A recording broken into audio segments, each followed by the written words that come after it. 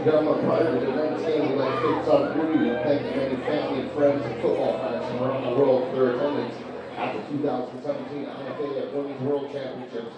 At this time, we'd like to recognize contributions and hard work of all the volunteers, both here in Langley and the province of British Columbia. Good evening, ladies and gentlemen. Welcome to the final game of the 2017 IFAF Women's World Championship. Today's game will feature the top female players from around the world, 350 athletes, coaches, and support staff competing in this week's event. This game features teams from Canada and the USA competing in the gold medal game.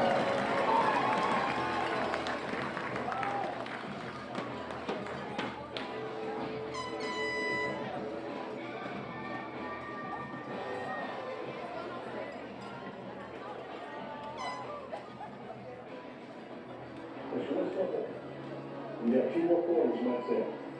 The most of you have been playing this game for 10 years. We got 2 more quarters, and after that, most of you are going to play this game again and close it up. I want you to take a moment. And I want you to look each other in the eyes. I want you to put each other in your hearts forever. Because forever is about to happen in just a few minutes. I've got my hands in the stands, my team on. Ladies and gentlemen, please welcome to the field, Team Canada!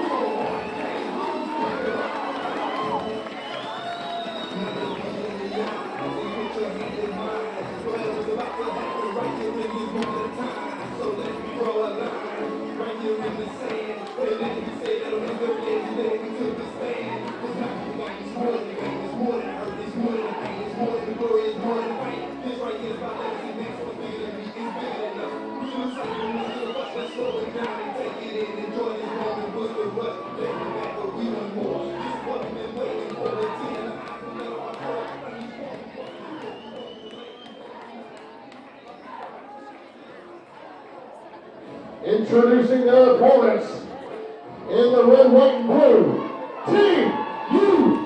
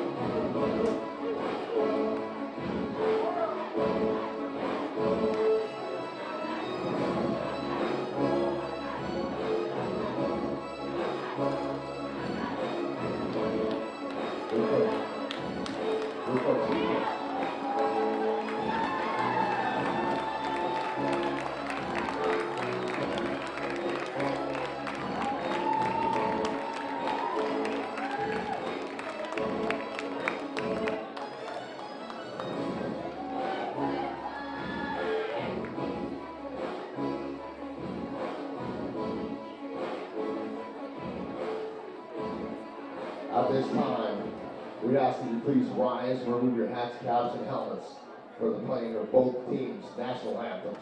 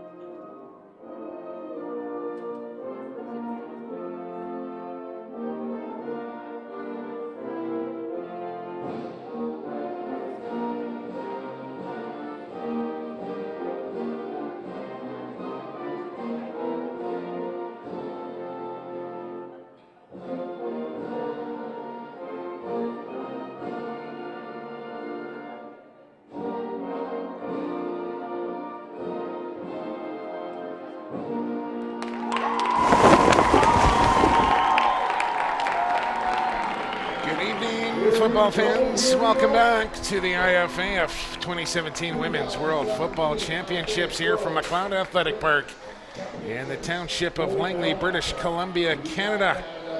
Here on the west coast, just outside of Vancouver. And one final game to go here at the World Championships. It's the gold medal game. It's the doozy, the big one, Justin Morissette, the gold medal here between Canada and USA. Two teams 2-0, and two teams coming off a shutout victory.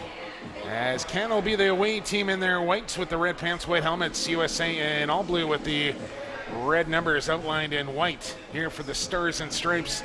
Beautiful night for football and gold medal on the line here between two countries that are very familiar with each other. Jake, we've been looking forward to this one all week long, and I have a feeling it will not disappoint. This is an American team that is yet to surrender a point in this tournament.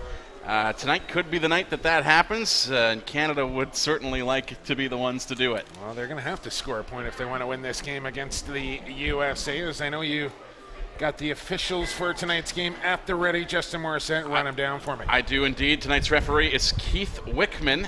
Our umpire is Tony Connor. Linesman is Lily Ingham-Hill. Line judge, Desiree Abrams. Field judge, Taylor Mickleborough. Side judge is Georgina Paul. And the back judge is Pete Parsons. And just being able to read those names in that chicken scratch, I should be a pharmacist. There you go. As two teams out at center, they represented by the captains for the opening coin toss here. And what a crowd we have on hand here, Justin, as the grandstand here at McLeod has filled right up for this gold medal game and almost divided right down the middle between Canadian and American supporters alike. Very nice to see, of course, that the traveling contingents of fans who've come out all week long to support teams like Australia and Mexico have all stuck around. We even got the Mounties in the house here as a couple of Royal Canadian Mounted Police patrolling the track here at McLeod.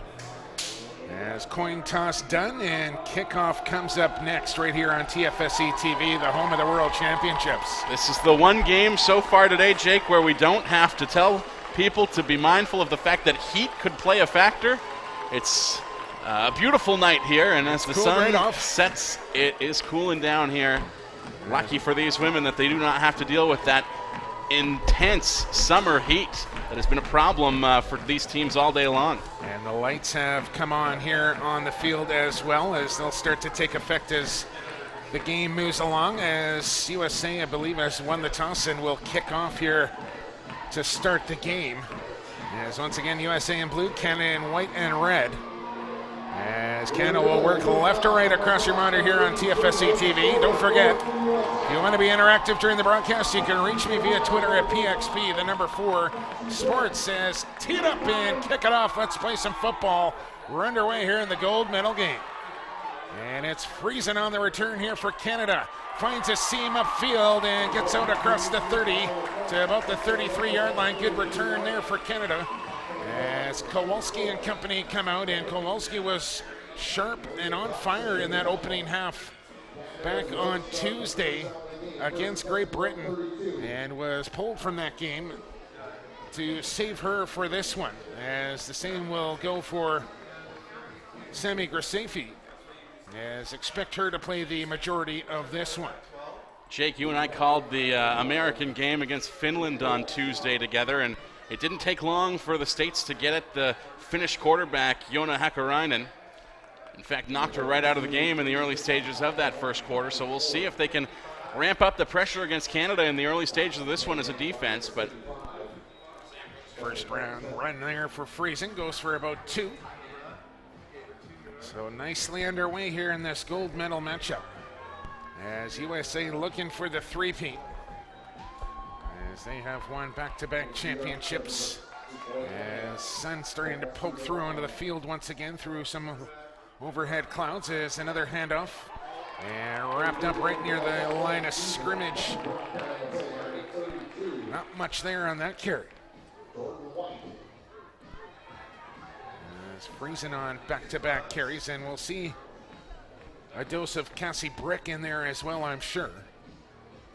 Have to think Canada looking for the pass on this one, though. And I'm sure the Americans thinking the same thing. As it's about a 3rd and 8 here from the 33-yard line in between the hash marks. Single setback, 4 receivers in there, and Kowalski back to throw, has time. Now she's pressured, set up the screen. Here's Cassie Brick, and she'll step out of bounds at the American sideline.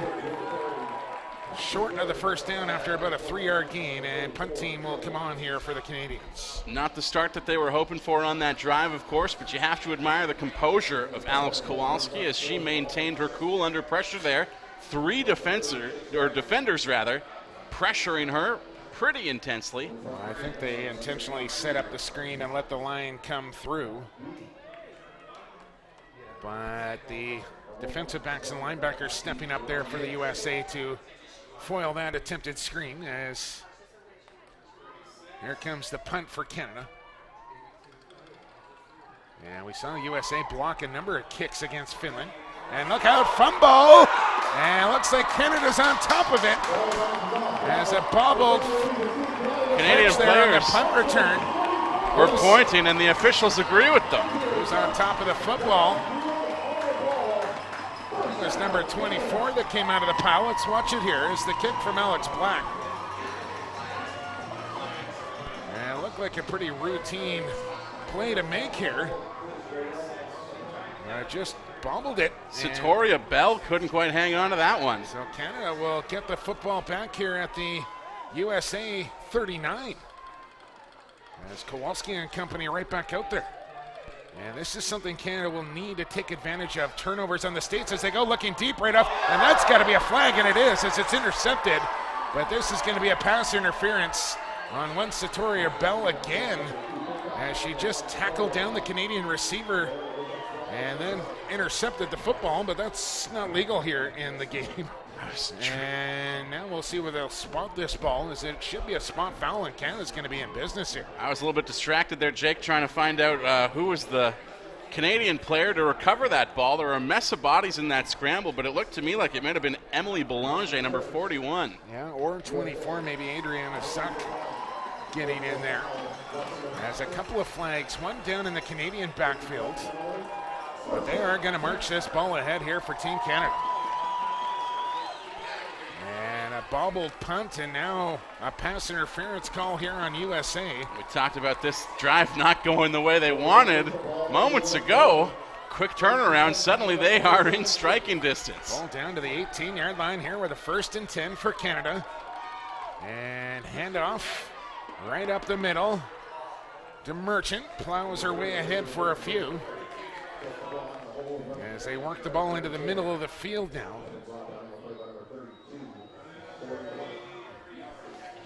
And this is exactly the start that Canada was looking for here. They're going to want to feed off this crowd as the game rolls along, and there's no better way to do that than to strike early.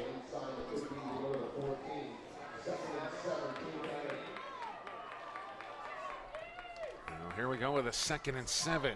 Clock running down to 9 minutes. Kowalski to Merchant, trying to sidestep a tackler and then gets cut down in the backfield. She'll lose a couple on that play. And I'll bring up 3rd and long here for Canada's. Loss of 5 or so. This should take them back to about 3rd and 13. And they're going to have to throw a few wrinkles at the USA defense here. I don't think they're going to beat them with straight power on power at the line of scrimmage. There's too much strength on the line for America. Oh, it is a 3rd and 13. Spot the ball down the 19-yard line from the right hash mark as Cassie Brick in the backfield. Kowalski will hand it off to Brick, and she will go nowhere. She does well just to hang on to the football, and now...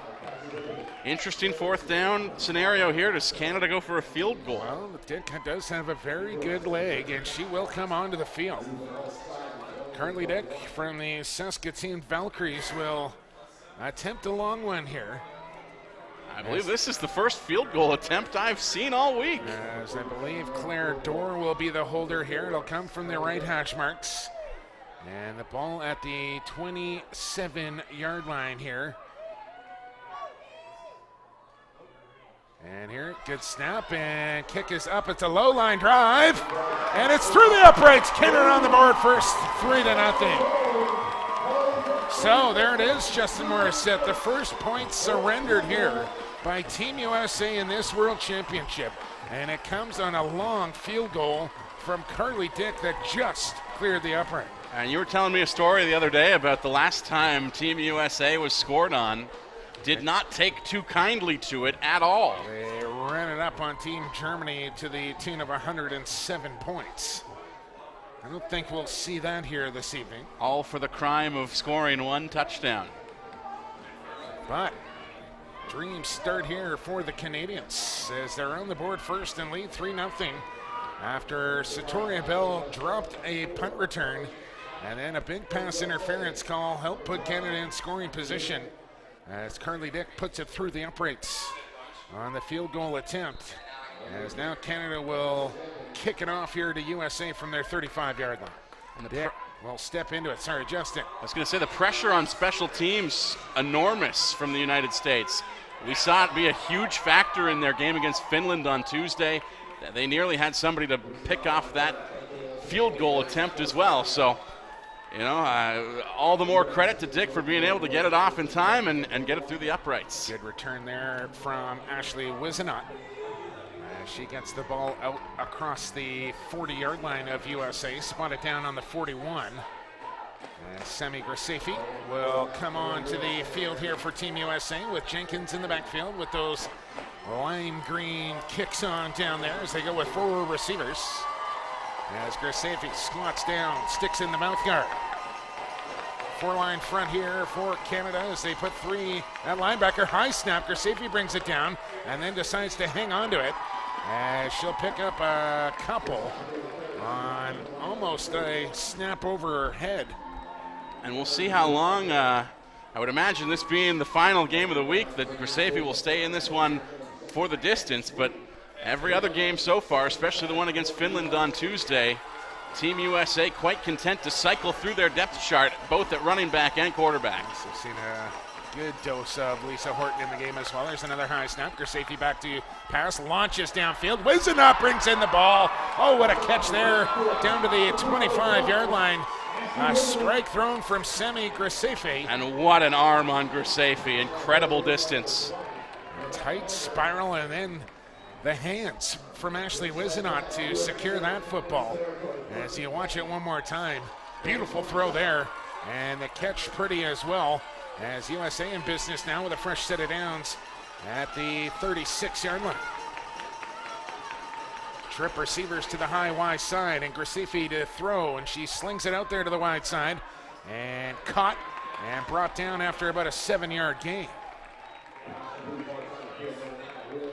USA going quickly here after giving up that field goal as they get the play in from the sideline. Angela Baker, the receiver on this one, or rather that's number 9. Jeanette Gray. They'll go tight bunch formation, trips left.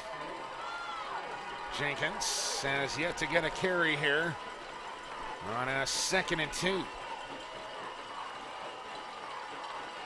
And Graceffi will swing it out to Jenkins with room in the flat. And she's up across the 20, knocked down and out of bounds around the 17-yard line. Another first down for Team USA. And you have to wonder if the American looking at side. the wrong lines again. Sorry, Justin. They're down just outside the 5-yard line. Make it the 6, I believe. I think they spun it down at the 9, so it'll be first and goal here for Team USA. That yellow line makes things interesting for us. The 18-yard box on the soccer lines. First and goal from the 9 for Team USA. Trying to answer back after Canada opened the scoring. Long hard count here, and Graceffi to throw over the middle and incomplete. Ball was delivered on target but dropped. And that'll bring up 2nd and goal. You have to wonder if the Americans would have this kind of fire if not for that field goal. If this is the way they'd be playing this first possession, because they are coming fast and furious right now. That's really the difference between the Americans and a lot of the other teams, is that they are not shy to throw the football on any down or any distance. This is a 2nd and goal from the 9-yard line. Left hash mark for Team USA. Canada loads up in the box here. And Graceffi, flag comes in. Play will continue. Ball thrown. It's caught right at the goal line. Referee checks the spot, signals touchdown, USA. And I think we might get an offside call here on Canada as they let that play continue. Think of it as a false start. Play would have been blown down. And it is offside Canada. It is a touchdown USA. They lead 6-3 with the extra point to come. And it did not take them long to respond at all. This is an American team that just makes things look easy, Jake. There are really no holes to their game whatsoever. It's about as close to perfect as a football team can be. Literally just marched it right down the field. As Sami Graceffi, some kind of pumped up down on that USA sideline. Here's the extra point. Bobbled snap, they got it down and got it up.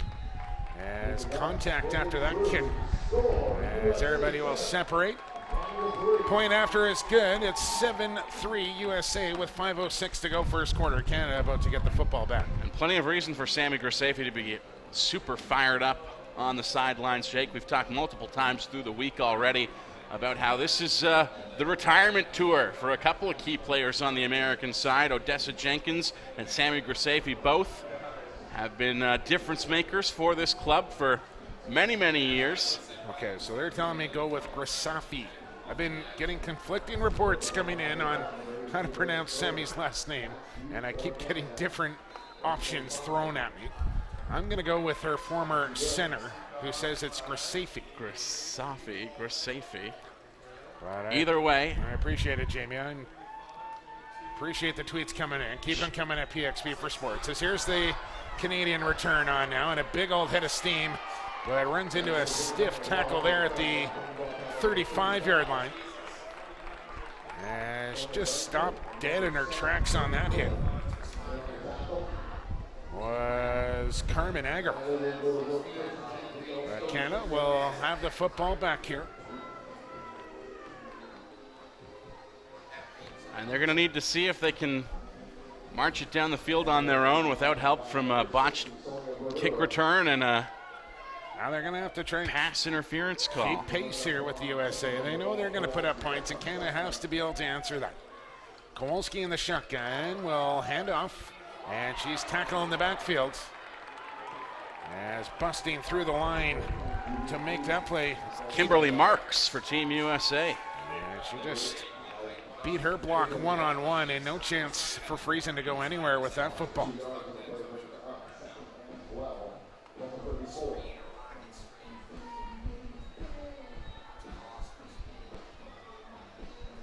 I'll bring up a 2nd and 12 on the loss of 2.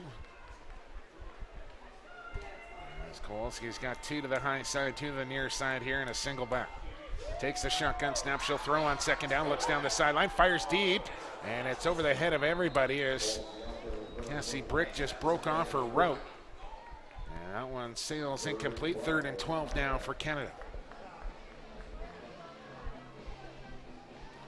But I like this from Team Canada, Justin, keeping the USA defense honest by testing them downfield. Even if they don't come up with completions every single time, you have to keep them honest and make them think that the possibility is there to go downfield. And outside of the Americans, there haven't been a lot of teams in this tournament, Jake, who seem willing to go for that long ball. So Here's it's 3rd and 12. encouraging And to Pontebrand's see. got a first down and more. Cuts across the field. Trying to find the first sideline, and she turns it up and gets into USA territory. Big first down there for Canada. Pontebrand as she hooks up with Kowalski. Lawrence Pombriand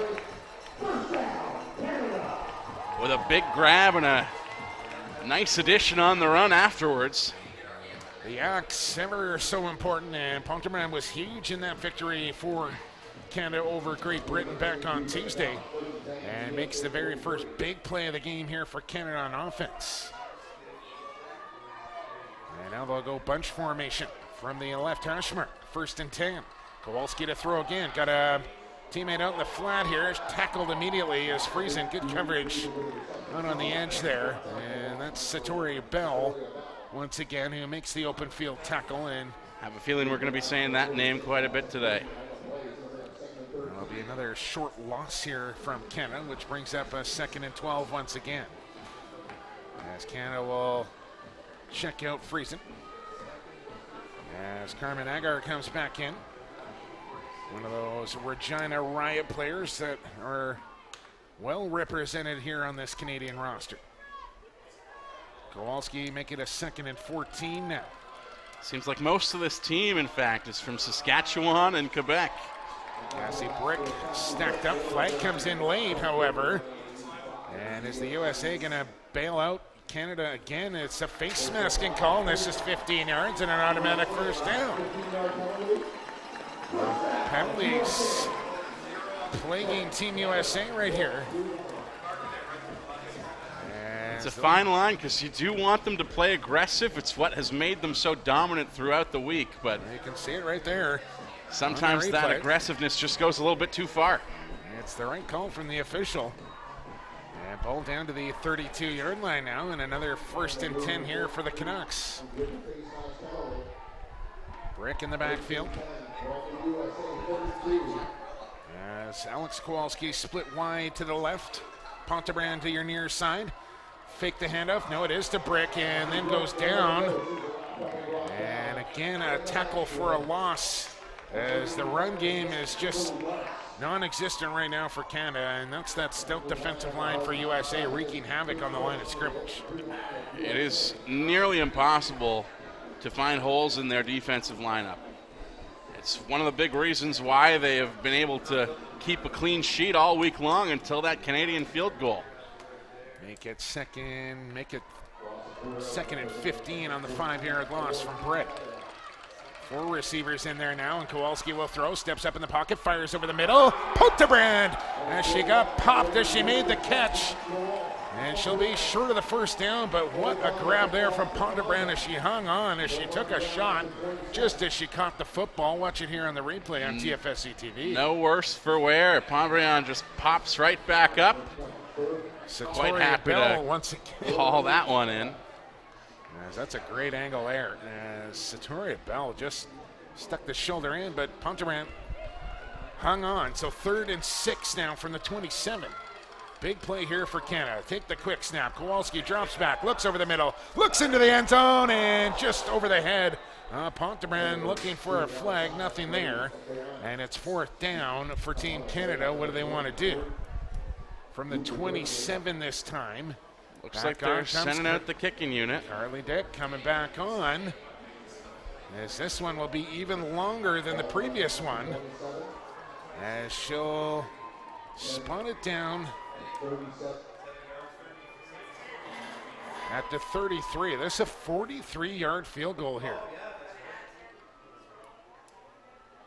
And this is a great deal of confidence to place in your kicking team. She's got the leg, just got to get the good hold and snap here and then get it up over that line. They fake it, and they botch it. It's a loose football, and USA's on top of it.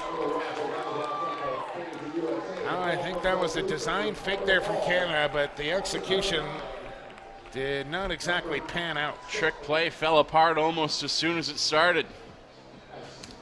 An unfortunate break for Canada, who had a great deal of success passing that ball. So USA takes back over on their own 34-yard line with 1:11 to go in this opening quarter of the gold medal game. As Grisafi under center with a quick swing. Here's a little trickery from USA. And they got a catch down the sideline. 30, 20, 15, 10, 5, touchdown USA. As what a play call there. Jeanette Gray takes it to the house.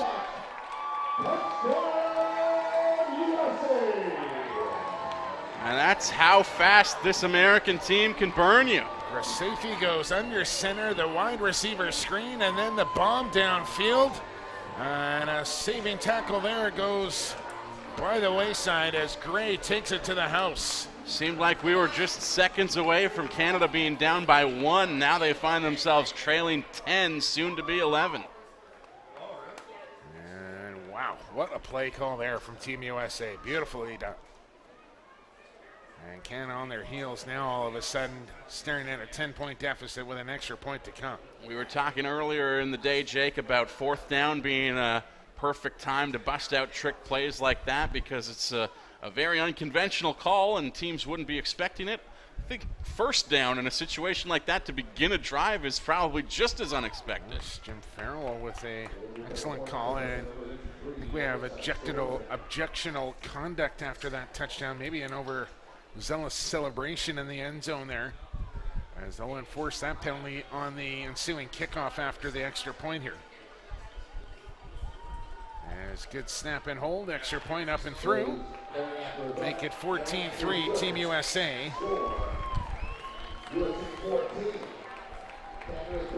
As Melissa Struther 2 for 2 in extra points.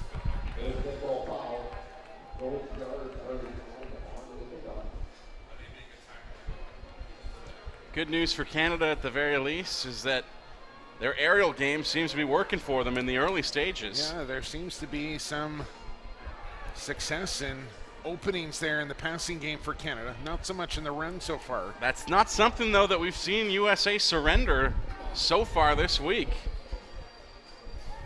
So this kick after the penalty will kick off from the 20. So Canada should get good field position here to start this next drive.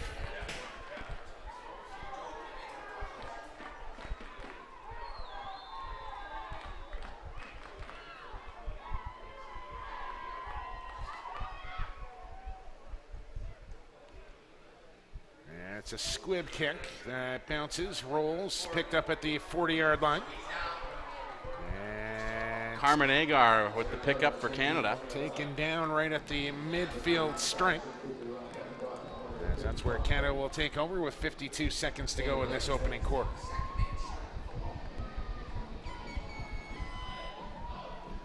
So yeah, you have 7 Valkyries and 9 Regina Riots on this Canadian roster. So the province of Saskatchewan well represented. As football always big in the prairies here in Canada. As Kowalski and company back out onto the field here with a 1st and 10 from the 50, and she'll throw on first down. Looks down the sideline for Cassie Brick, and it's almost intercepted. My goodness.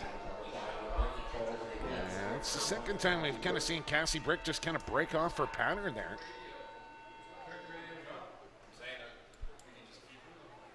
As Kowalski just kind of overthrew Brick. And it brings up a 2nd and 10. Thought she might be looking for Lawrence Pomberion once again. I thought we might have had a fire alarm there for a second. I think it was just an alarm going off on the walkie-talkies. 2nd and 10, handoff to Friesen. Darts away from one tackler. She races to the far sideline, and that's got to be a horse collar tackle, and it is. Ooh. Another 15-yard penalty. Dangerous. That's just a vicious tackle there on Friesen. And this will be an automatic first down as Friesen still has yet to get back to her feet. As you don't like seeing this kind of play in football. 44 just coming from behind and yanking her down. That's awkward. Tia Watkins.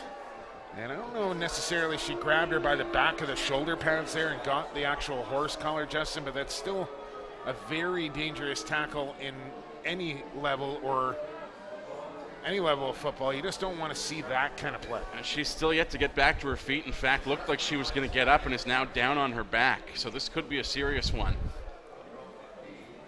Obviously, Team USA pretty amped up for this gold medal game, but penalties have been an issue for them. That's their 3rd or 4th personal foul here alone in the first quarter. But they still do have a 14-3 lead, and I know you don't want to take that aggressive nature away from those women down there, but got to control your emotions a little better in a big game like this. And of course, Jake, we never want to see anybody leave the game with an injury, but Julian Friesen has been a key offensive cog in the machine for Canada's offense so far this week, and could be quite a loss if she can't come back in this one. And still down over on that far side in front of the Canadian benches, the training staff working on her. And Jamie Menzik, let me know, well, there's 7 Riot players. Well, there's 7 Chicago Force players in this game. 3 with 2 touchdowns, one of them. There were several Chicago Force players in the Australia-Finland game earlier as well. So they have been well represented all day long here on Championship Friday. Ball will be moved out to the 35-yard line. And it'll be a first down for the Canadians with the clock running under 35 seconds to go in this opening quarter of 4. We'll play 48 minutes of action.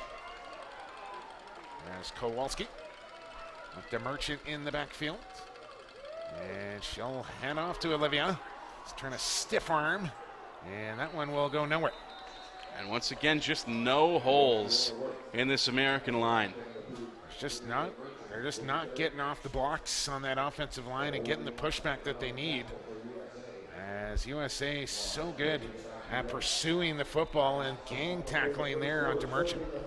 I don't want to say that Canada should focus exclusively on their aerial game going forward in this one, Jake, but it's working for them so far, and you have to lean towards what's working, especially against a team that has no deficiencies like USA. Might be the only way.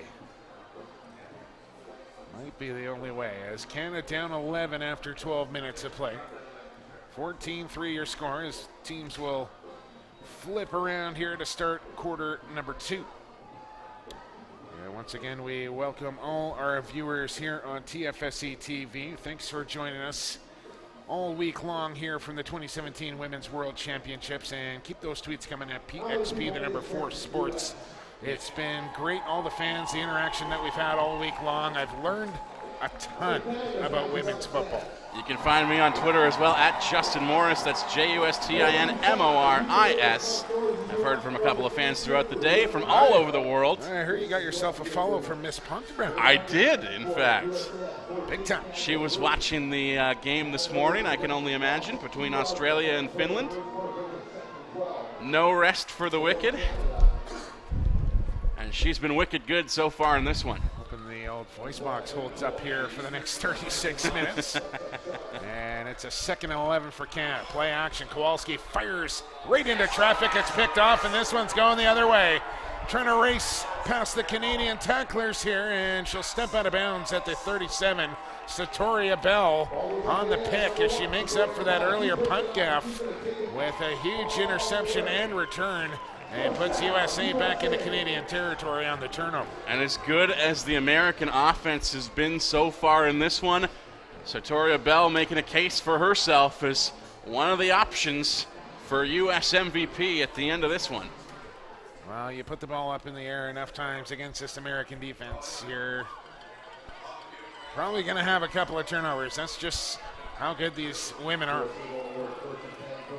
Put the ball down the 40-yard line here for Semi. She's got Jenkins in the backfield. As she looks to the USA sideline. Bit of an odd formation here for Team USA. A little staggered double wide. Pump fake. Grisafi over the top. And almost intercepted, almost caught as it falls incomplete. That was Amelie Jansen for Canada, who was in the right place to come away with that one, but it's just a little over her head. All right, Grisafi. I'll go with Grisafi, Jamie. No need to yell at me, but she's been her teammate for 11 years, so I think her former center was 6-year teammate, so I think we'll favor 10. So Grisafi it She's is. got tenure. Grisafi it is, and here she is in the shotgun. She'll hand off to O.J. Jenkins, and she'll pick up 3, maybe 4. And a 3rd down coming up here for Team USA. And that is a name that we have not said nearly as often as you might think, but then I guess this USA team has just been able to strike real fast. There haven't been a lot of long drives for them that Odessa Jenkins would be the catalyst for. So 3rd and 6 here for Grisafi.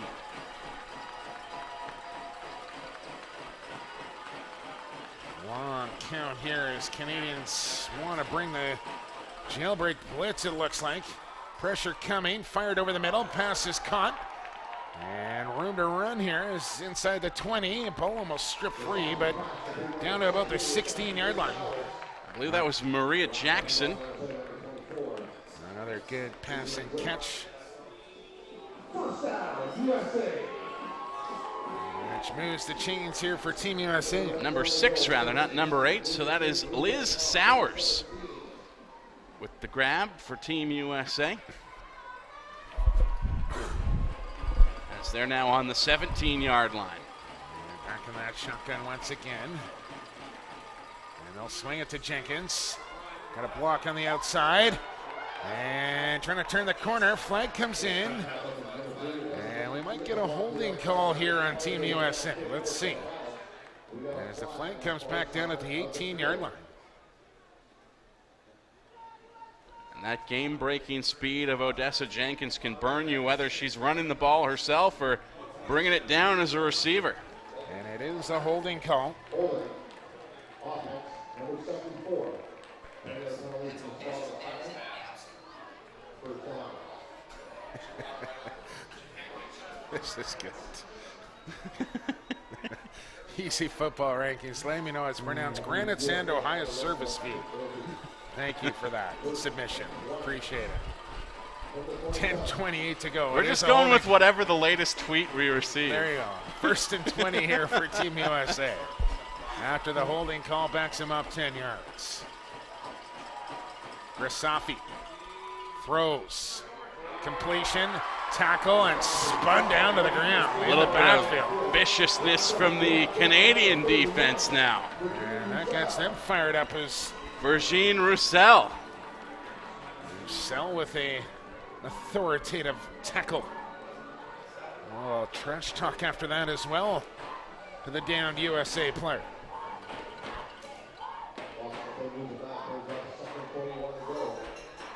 Second and 21 on the loss of 1.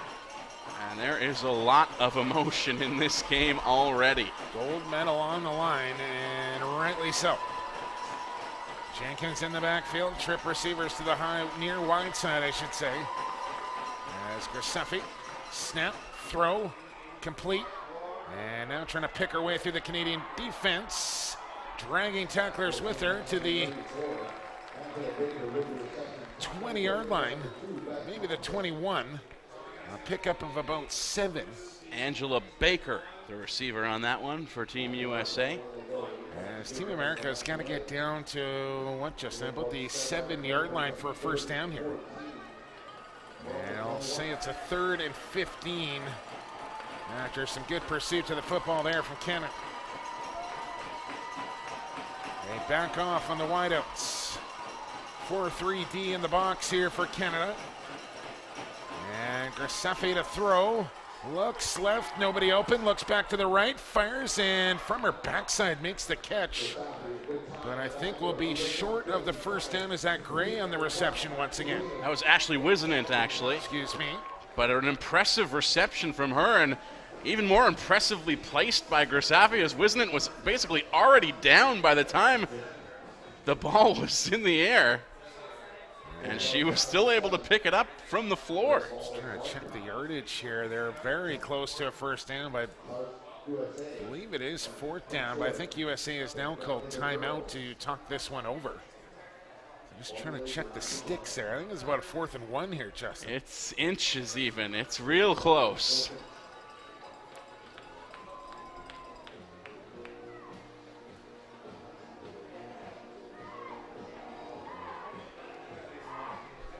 They may even bring the sticks out onto the field. Or no, they're calling it a first down. 1st and goal. Wow. I think that's a rather generous spot there for the Stars and Stripes. And I don't know if this team needs that from the officials, but they'll take it, I suppose. And 1st and goal from the 7 now for Team USA. And a huge test for Canada's defense now. They have not been able to stop Team USA from scoring on each possession so far. USA trying to add to their 11-point lead. They fake it to, no, it is to Jenkins.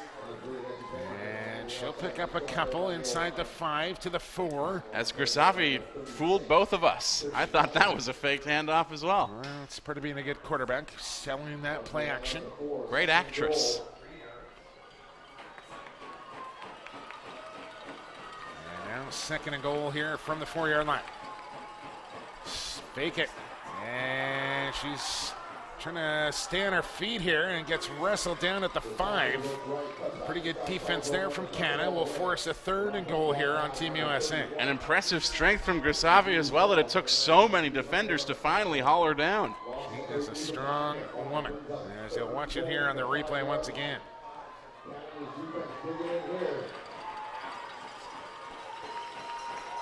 Big play here for both teams. As they'll work from the right hash mark. 3 receivers out high, a tight end in there as well. Canada showing pressure off the edge. Grisafe to throw, throws it into traffic, and it's incomplete. Pretty good coverage there by Belanger. Jeanette Gray was the intended receiver. That brings up 4th down. And you have to consider that a moral victory for Canada, holding deep in their own zone and forcing a field goal attempt here from Team USA. Barring some trickery, of course.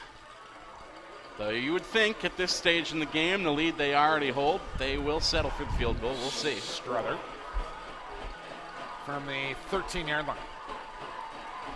Hold is down and kick is wide. Missed it left. And Canada will get off the field without surrendering 8 points. Impressive stuff from the Canadian D.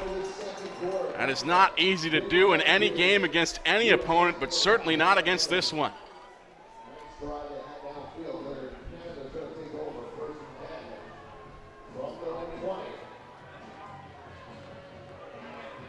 And we'll see it once again if this Canadian offense will lean back. Just getting a tweet coming in, what I can only assume is official saying no need to measure when the series starts on a yard line. If the ball touches the line, it's a first down. All right.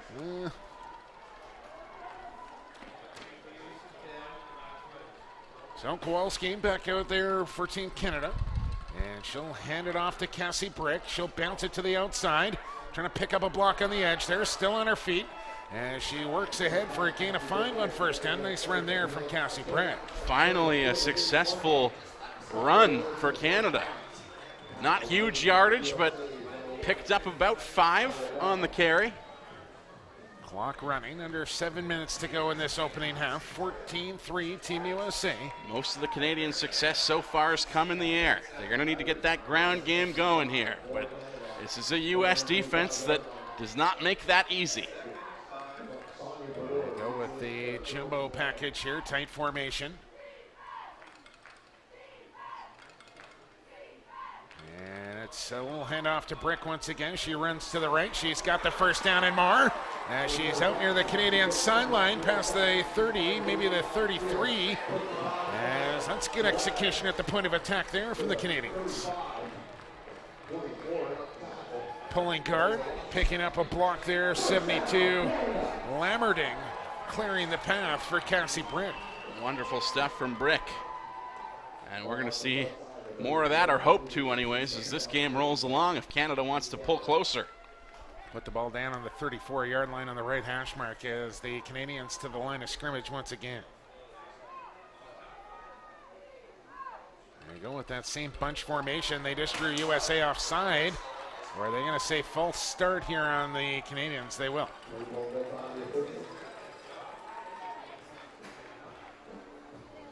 So after picking up a first down, they'll back themselves up 5 yards. It'll be a 1st and 15 from the 39. As one of the linemen backed out of her stance.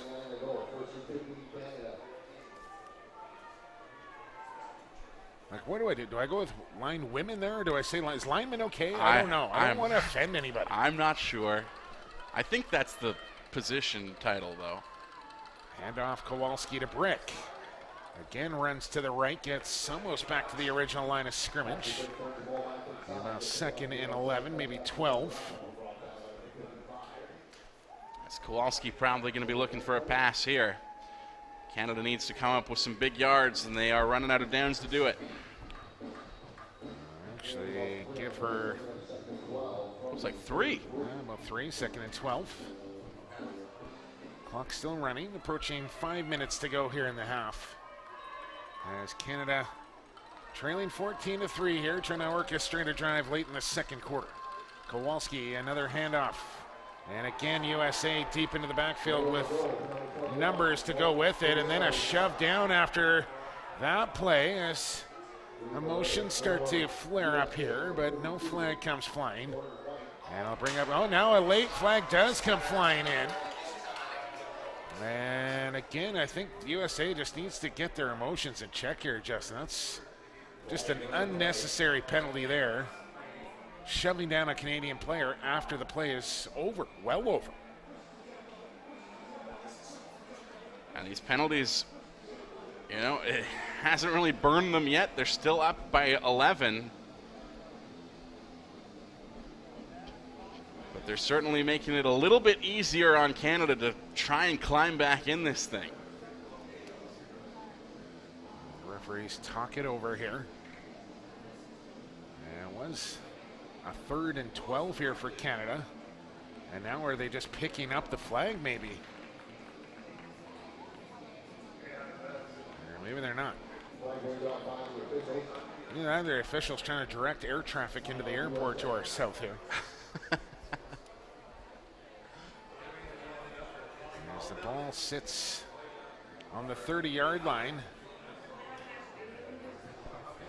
Watch the play one more time, but it's after the play here, after Brick is taken down in the pile here. Watch the late hit come in as somebody just comes in and shoves a player down. Right? I don't know if that camera angle is going to catch it there. It's a little bit to the left as we panned away. Looks like they'll keep it at 3rd and 12 here from the 33-yard line, and danger is down in distance here for Canada. I don't know if you want to get too aggressive on this call. And you got Pontebrand split wide out to this near side as Kowalski has a look to her right. Looks over to the Canadian bench. Now barks out a signal to the left. As she wasn't ready for the snap and then has to fall down on top of it. As she was still looking around the formation when the ball was snapped. As that is not what you're looking for, as you see it there and just hit her. As she had to actually protect that ball underneath her legs, wondering why that ball was snapped when she wasn't even ready. Just a lack of communication there. As we said, emotions running high on both sides. A lot of noise from this crowd as well.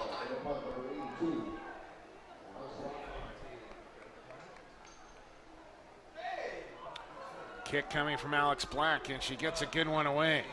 Flag comes all the way down at the 35-yard line. Is Canada going to let this one roll all the way down to the 33? Excellent kick there from Alex Black, and I'm not sure what the flag is over on that first sideline, as it was just the lone American returner over there, and I'm not sure what that flag could be about. See if we can spot something on the replay, perhaps, as they confer amongst themselves through the officials.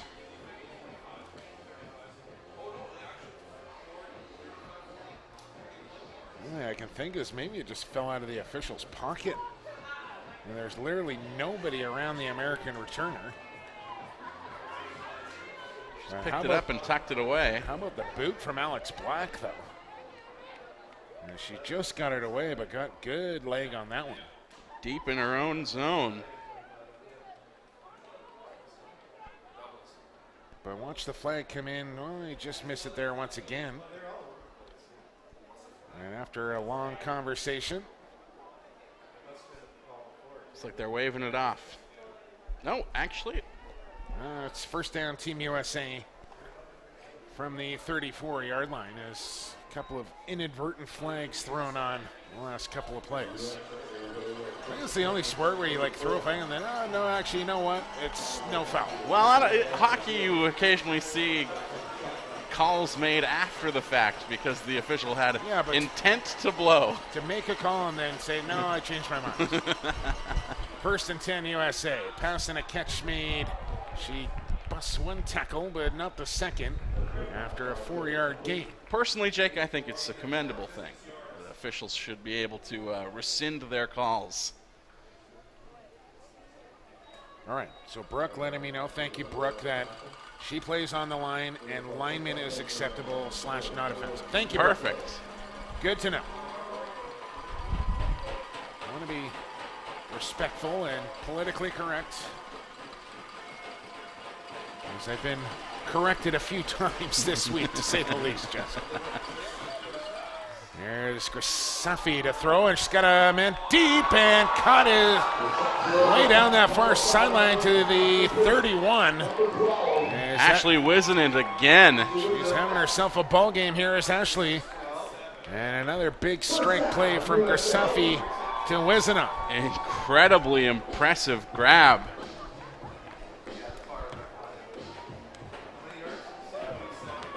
She had to reach about as high as she possibly could, but not only able to get a hand on it, pull it down and tuck it home. Quick play, and again another catch made. Trying to pick up blockers as she gets it down inside the 15, and USA moving the chains with ease right now. Angela Baker once again with a big grab. And on their heels here late in this second quarter, as they'll have to try and defend their own goal line once again here, as Grisafi just kind of picking everybody apart right now. Have to feel good knowing that they've done this on the last drive, but it's not a position rather that you want to put yourself in. 1st and 10 from the 12. Can still pick up a first down without scoring a touchdown. Grisafi to throw again, puts the fade pattern on, and this one will be out of bounds. Good defense there. Out on the edge is that 24 for Canada. Pass was intended for Ashley Wisenant, who Grisafi has been looking for quite a bit on this drive so far. That was Zuck in coverage, and she's been good for Canada. Adrian Zuck making sure that one could not get through to Wisenant. Defended well. Here's a 2nd and 10. And Grisafi to roll out. Fires in the end, not her best throw there, as that one into the turf, incomplete. 3rd and 10. Looked like it just slipped out of her fingers. Tough to throw back across your body on the run like that, and Sammy clearly disappointed with her effort on that throw. As you get a look at some Australian and Canadian fans alike, enjoying this gold medal game, as we hope you are as well on TFSC TV. 2:04 to go in the half. 3rd and 10 for Team USA. 4 receivers in, Jenkins in the backfield. And Grisafi to throw on the slant. Caught at the goal line, short of the goal line, but first down for Team USA. And I think it's safe to say she's a lot happier with that pass. Just good timing and route running and delivery there from Grisafi, as Grisafi, and she put it right in the numbers. Connecting with Jeanette Gray, though we just got a tweet correcting that. She goes by Jay. It's Jay Gray. 1st and goal from the 1. Good luck, Canada, as they almost left a body wide open, split wide. And expect Jenkins here. And it is. No, yes, it is Jenkins. Man, is she good at the play action. Touchdown, USA. I don't know what Grisafi's plans are for her post-football career, but we've been biting on the fakes quite a bit, Jake. Acting should be Tom Brady, be an option for just her. Watch it here. Just sells it nicely. And Jenkins into the end zone easily.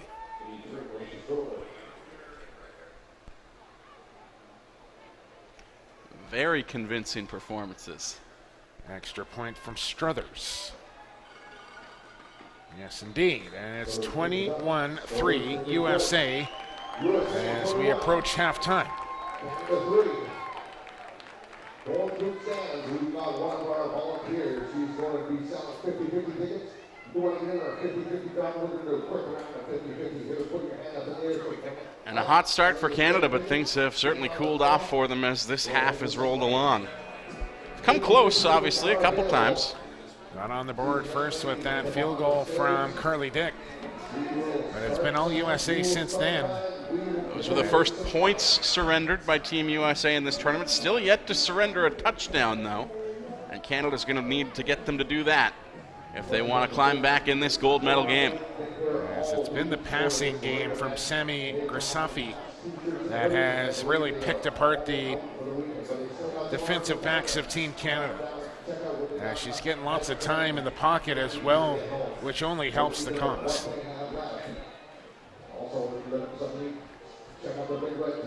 Struthers will line it up here from the 35. So you're going to play on special teams here from the Canadians as Struthers gets underneath this one. Stepping up at the 22. And she'll run near sideline. And cut down across the 25 out to the 27-yard line.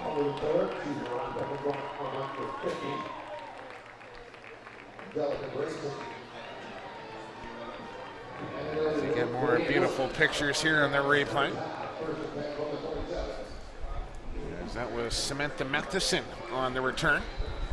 So now Canada with 1:20 here to go in the opening half, and we'll start this drive from their own 27-yard line. As they break the huddle and come to the line, it's still Kowalski in there. She's got Cassie Brick in the backfield. Pontebrand on this near sideline. Keep an eye on number 80 in white. Kowalski to throw to the other side. Open and through the hands. Ball delivered a little bit high, but still a catchable ball there for Brunet.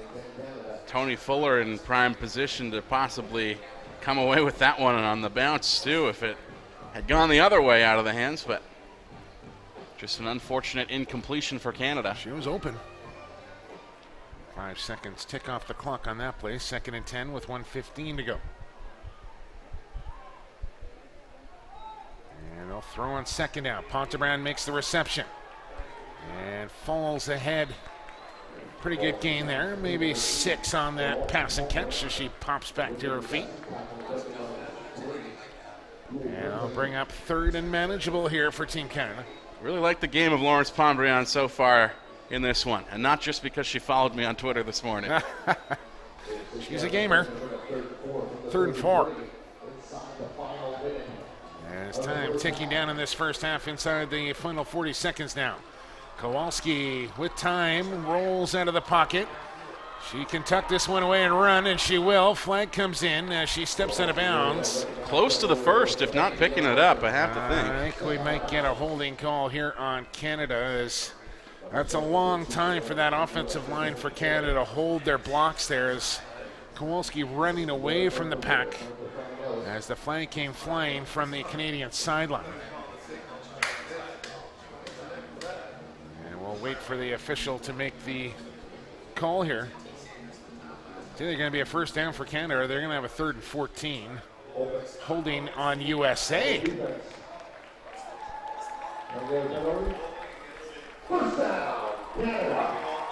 I did not see that, Justin Morissette, but neither did I. That is another big penalty on the States. As they brought the ball to the left hash and then jogged him back across to the right. 32 seconds to go in the half. Ball out to the 47-yard line now, and a 1st and 10 here for Canada. Canada needs some quick plays here if they want to get themselves within scoring position before the half ticks to a close. They'll rip one out to the far sideline, and completion made. Step out of bounds. Well done there. Kowalski to Pontebrand once again. Pontebrand once again showing some skills in this one. Stopping the clock as well. She's doing everything. It's just textbook football right there. Good execution. And ball inside American territory now to the 44-yard line with 27 seconds to go. Can they manufacture something here late in the half? Empty backfield for Kowalski. 2-step drop. Low feed to Black, who makes the catch. Good cutback. And then pinwheels ahead here. Across the 40-yard line down to the 39. So I don't think they moved the sticks on that last possession. That was a 1st and 10 from the 44. They get down to the 39, so this should be a 2nd and 5. But they stopped the clock. And I think we got a penalty on the play as well, as I think the guys in charge of the sticks on the first sideline there just forgot to do their job, Justin. Play calling on the field moving faster than the field crew, unfortunately. I think now the officials think that that was a 1st down, and that's why the clock was stopped. As both teams huddle up here, but I think Canada might have called a timeout after that play. That's what I was thinking. But the official's still talking it over here at center field. And one of the Canadian timeouts has come down off the scoreboard as well. So I believe that is what happened, but I think this should be a 2nd and 5 from the 39-yard line. Question is, how much time should be on the clock?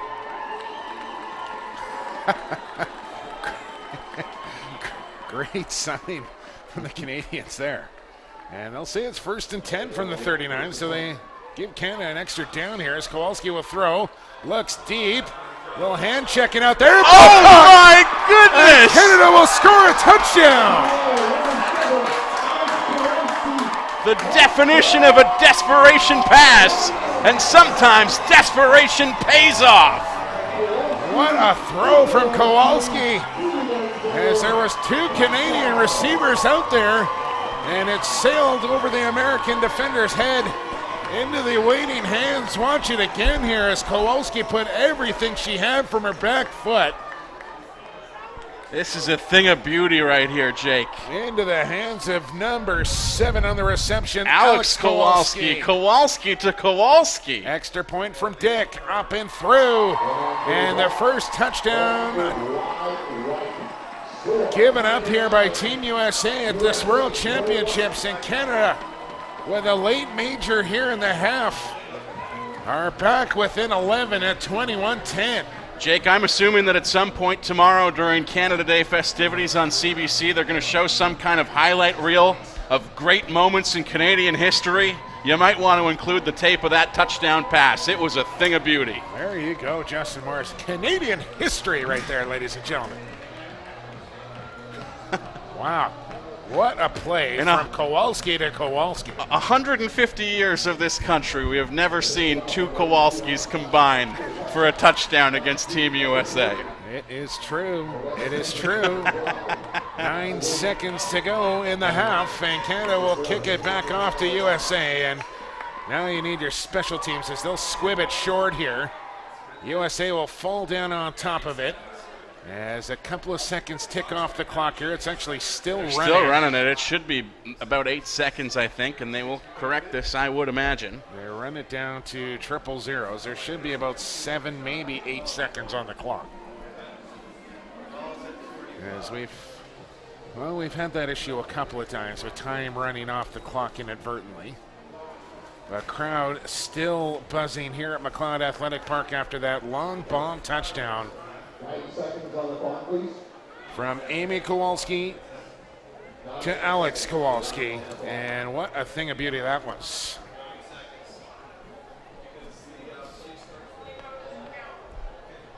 They put 3 seconds up on the clock. Now they put 9, and that's how much time there was when they kicked it off. There's no way it can be 9 seconds. It should be 8, maybe 7. I'm thinking closer to 7 myself. You know, USA will get an opportunity to run at least one play, and you think Canada will drop back in the prevent defense here, as Lisa Horton begins to warm up on the USA sideline. As here we go, they keep it at 9 seconds with Grisafi in the shotgun. She'll take a 3-step drop, load up, pressure comes, and she's sacked in the backfield. Ball comes loose. Is Canada on top of this? There's a flag in there as well, and it's Canadian football, I believe. Virginie Roussel, who had a big defensive play earlier in this quarter, comes up with a sack on Grisavi here as well. Let's check the call here. Shot block on USA declined, and it's Canadian football. With 2 seconds to go in the half, Kowalski and company will have one more crack at the end zone. They just had a successful long bomb on a Hail Mary. And the scoreboard showing 21-9. That extra point from Dick was good, no? It's 21-10. We'll get that rectified at halftime, I'm sure, as well. But big swing of events here as there was a chop block on Team USA, but a turnover on the sack on Grisafi.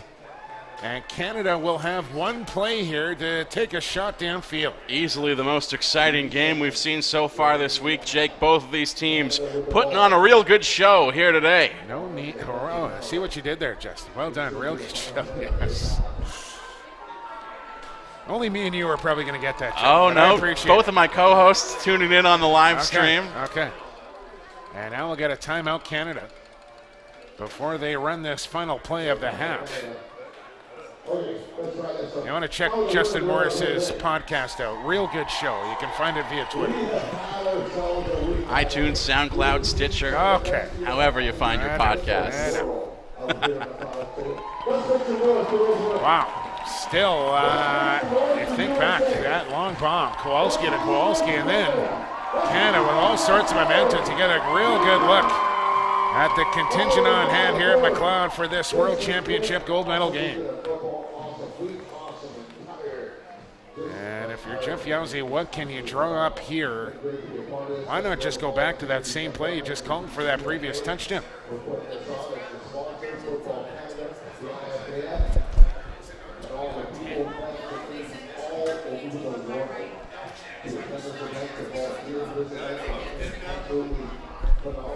So just confirming, they're actually saying that extra point attempt from Dick was wide. I do not agree. I'll just say that. I think it was clearly good, and score remains 21-9, however. Here comes the final play of half number one. Kowalski to drop back. She's got good protection, steps up, fires on the run, down the sideline, and incomplete. And that's the way half number one will come to an end. But Canada scores twice on Team USA. A touchdown and a field goal, but 3 touchdowns for Team USA. They lead Team Canada at the break, 21-9. We'll be back in 20 minutes to more IFAF 2017 Women's World Football Championships from Langley, BC, right here in the home of the championships. TFSC TV, we'll see you in 20.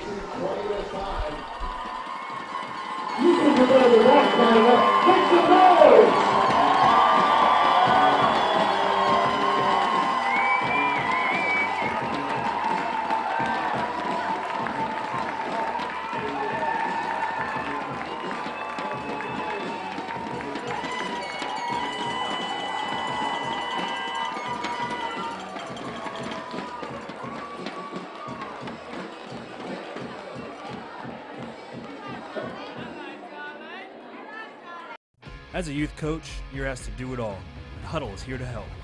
We have the tools to make every video a learning opportunity. You can add comments and drawings to any play and share those clips with players so they can see what they did well and how to improve.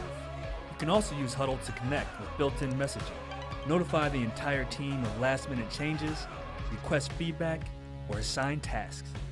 Head to the field knowing everyone is on the same page. And for those moments you want to celebrate, Huddle makes it easy to create and share highlights. Build an end-of-season reel while your players customize game highlights for their personal profiles. Make this the season you coach, connect, and celebrate, all with one tool. Sign up for a free trial to see how Huddle can help you this season.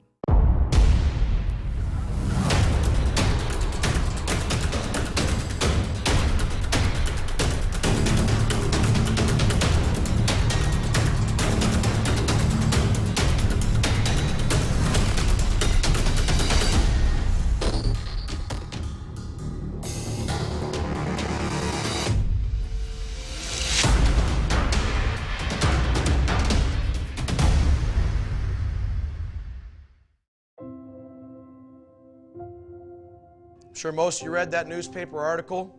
It's been 10 years since 2 8-0 teams squared off in the last game for a shot to go 9-0. 48 minutes for a district title. And how are we going to have that 48 minutes? One play at a time, just like we've done all year.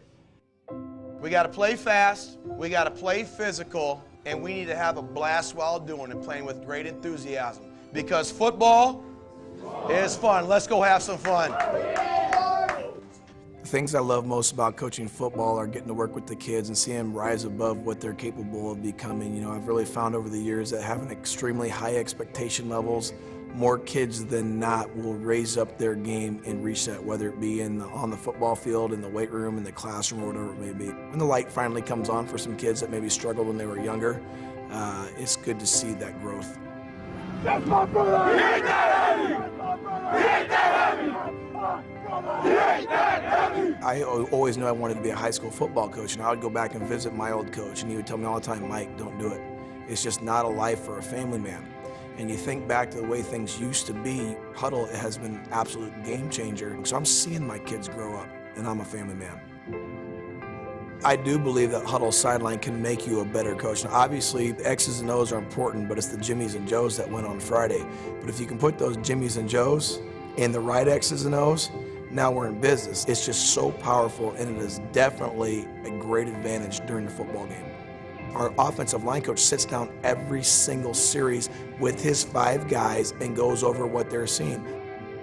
The advantage it gives you is just immediate feedback to those kids. They can see it right in front of them. The amount of adjustments and the things that we needed to talk about after each possession was huge. It's going to make your job a lot easier.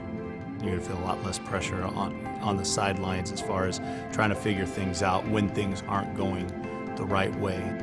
We're getting whooped physically, okay, and it's all across the board. And that's a choice. Are you telling me these guys are bigger, faster, and stronger than you guys? No. Right now they're playing harder because they're trying to send a message to everybody, and we're letting them do it. Understand this. This is how powerful Huddle Sideline can be. My quarterback has the iPad on his lap when I get to him because he's looking at film. And says to me, Coach, let's run this out of 2x2. Our next series, we run it out of 2x2. He pulls it. We've got the edge blocker blocked. He goes 21 yards to go up by 3 scores to ice the ball game. Someone's great from Saturday to Friday night at 7 o'clock, because they've done a great job preparing off the film. Now, what if they don't come out and do what you practice all week? What if they have ran a 3-man front forever and then come out with a 4-man front and it takes you a quarter and a half? Well, you might be down 2 touchdowns. We're able to do that in seconds. Hey, that's why we practice, right? We thought they were going to be in a 3-man front, 1, 2, 3, 4, which means they got these guys back. We're in freaking business.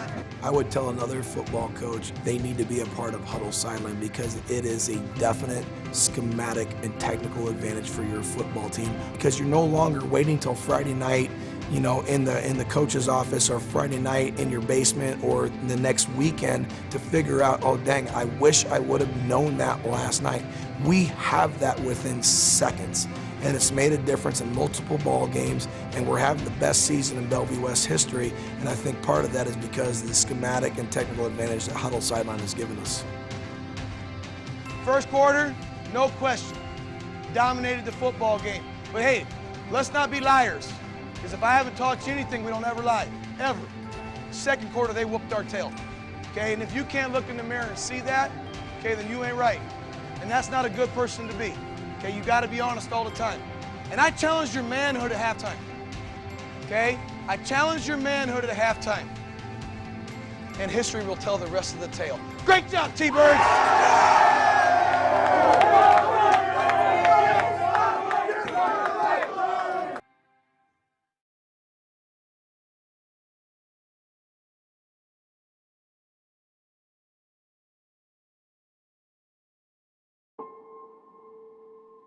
The icon of the game.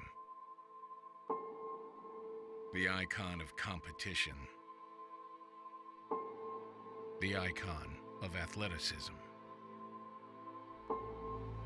The icon of fandom.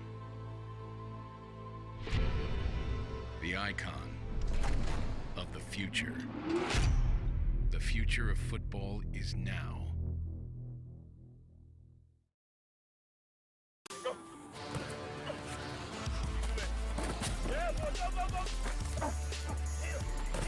Good job.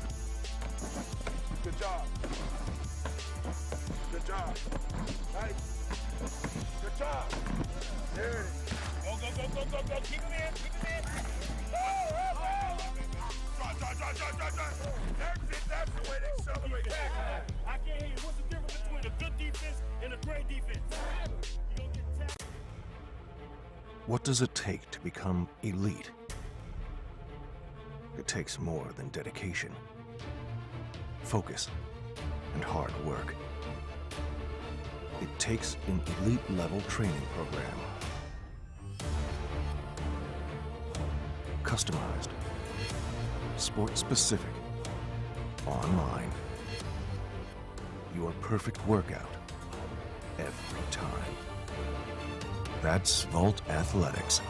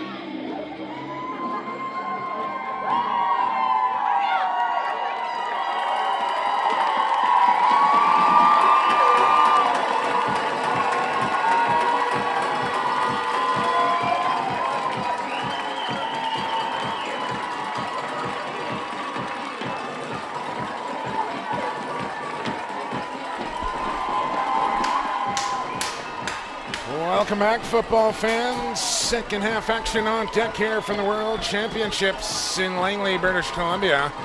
Jake Elliott, Justin Morris set with you after 24 minutes of play and 24 minutes to go.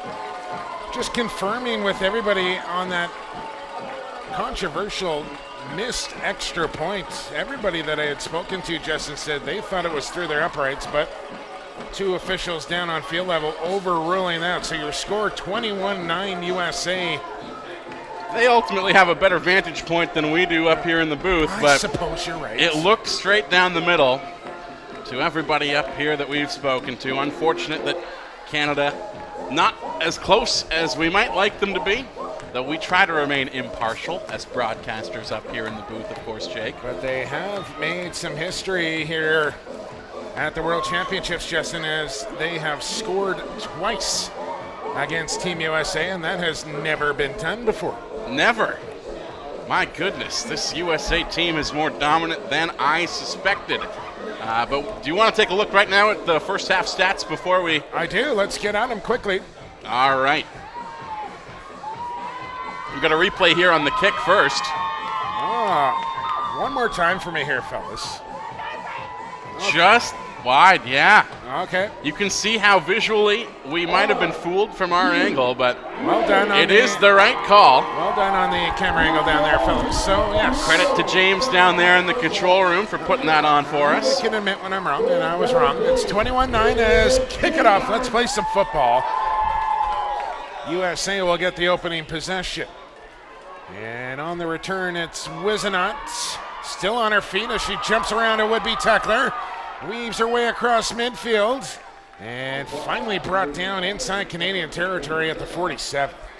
And Jake, I'm very surprised looking over these stats from the first half that neither team really had much success on the rush. Of course, we know that with Canada. That was one of the stories of the first half of this game. But USA as well, just 10 yards apiece for both teams on the rush. And when you think about the power that Odessa Jenkins has, what a legend she is in this women's game, very surprising that Team USA would only have 10 rushing yards in the opening half. Of course, the difference in offensive production comes in the receiving yards, 231 for USA, 90 for Canada.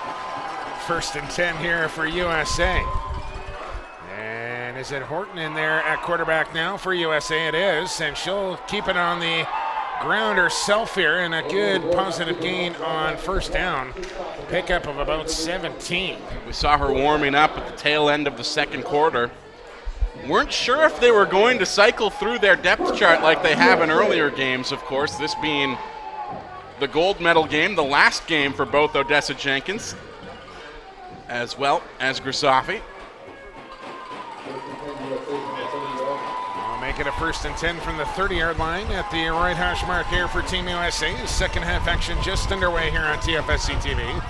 And Grafenried now on the carry, right up the gut, trucks a defender, and falls ahead down to the 10-yard line as a little power game as feed the beast there for de Grafenried. And Allison Hamlin, as well as Hannah de Grafenried, showing there is no lack of depth on this squad. This is an American team that can burn you no matter who they have on the field.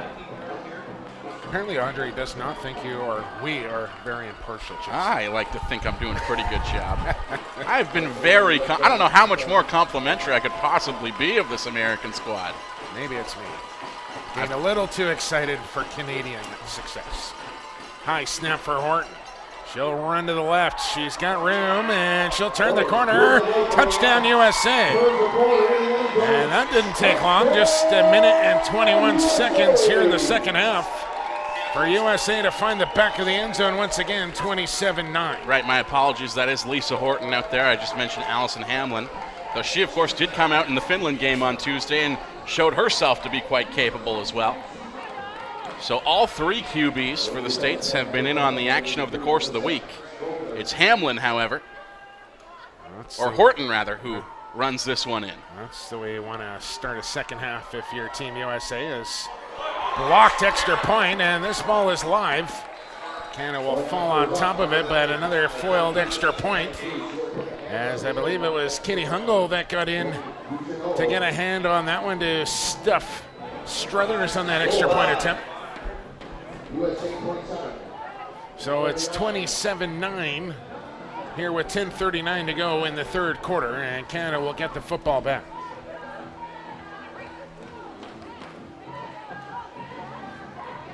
Louder.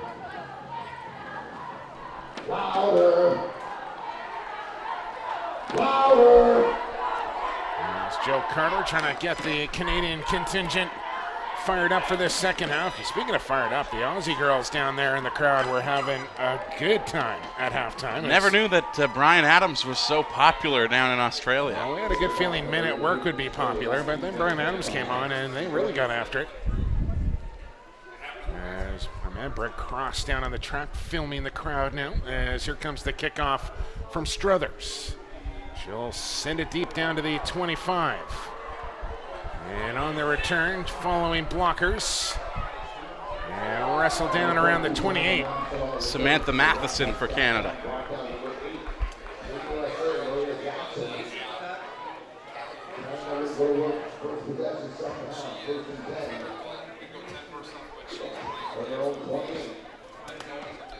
Canada on their own 28 here will start this drive and see if they can continue the passing success that they had late in the second quarter. The mounted play still taking in the game, as it's still Kowalski in at pivot here for Canada with four receivers in there and Cassie Brick in the backfield. She'll throw on first down, and she'll look to the far sideline and overshoot her intended receiver. That's Alex Kowalski out there on the far edge, but over her head an incomplete. 2nd and 10 Canada. And personally, Jake, I'm quite glad that the Mounties are here in their traditional uniform as well. Big fan of those, are you? Well, I just think it's fun because all of our visitors from across the world who are here to take in the game, whether it's the Americans from over the border or the Australians or the Finns or the Brits who came to watch this tournament, I get to see those police and think that's what the cops look like all the time in Canada. Yes. 2nd and 10 here for Kowalski. 3-step drop. Now she'll roll to her right on the run, looking downfield, finds Brick on the flat. Brick gets it upfield and out of bounds after about a 7-yard gain. Nicely done there. Good patience. Likely about 3rd and 4. As we got fans, I'm sure, tuned in from all over the world, including Brian Edwards, who's watching in from Nashville and says this is a very exciting game. And I want to talk about exciting, those Nashville Predator fans during the Stanley Cup playoffs. My goodness. Yeah. The Australians here today are the only ones close to what Nashville was doing in the NHL playoffs this year. Sure if they got any catfish tucked up under those Outback jerseys or not. Let's hope not. Well, I don't even know what an Australian fan would throw. Yeah. Maybe I don't even want to go there. Stingray. Kangaroo. Crocodile. There's Kowalski to throw. Looks to her left. Nobody open. Now rolls right. She's got room to run. She's got the first down and out of bounds. And she'll move the chains here for Canada.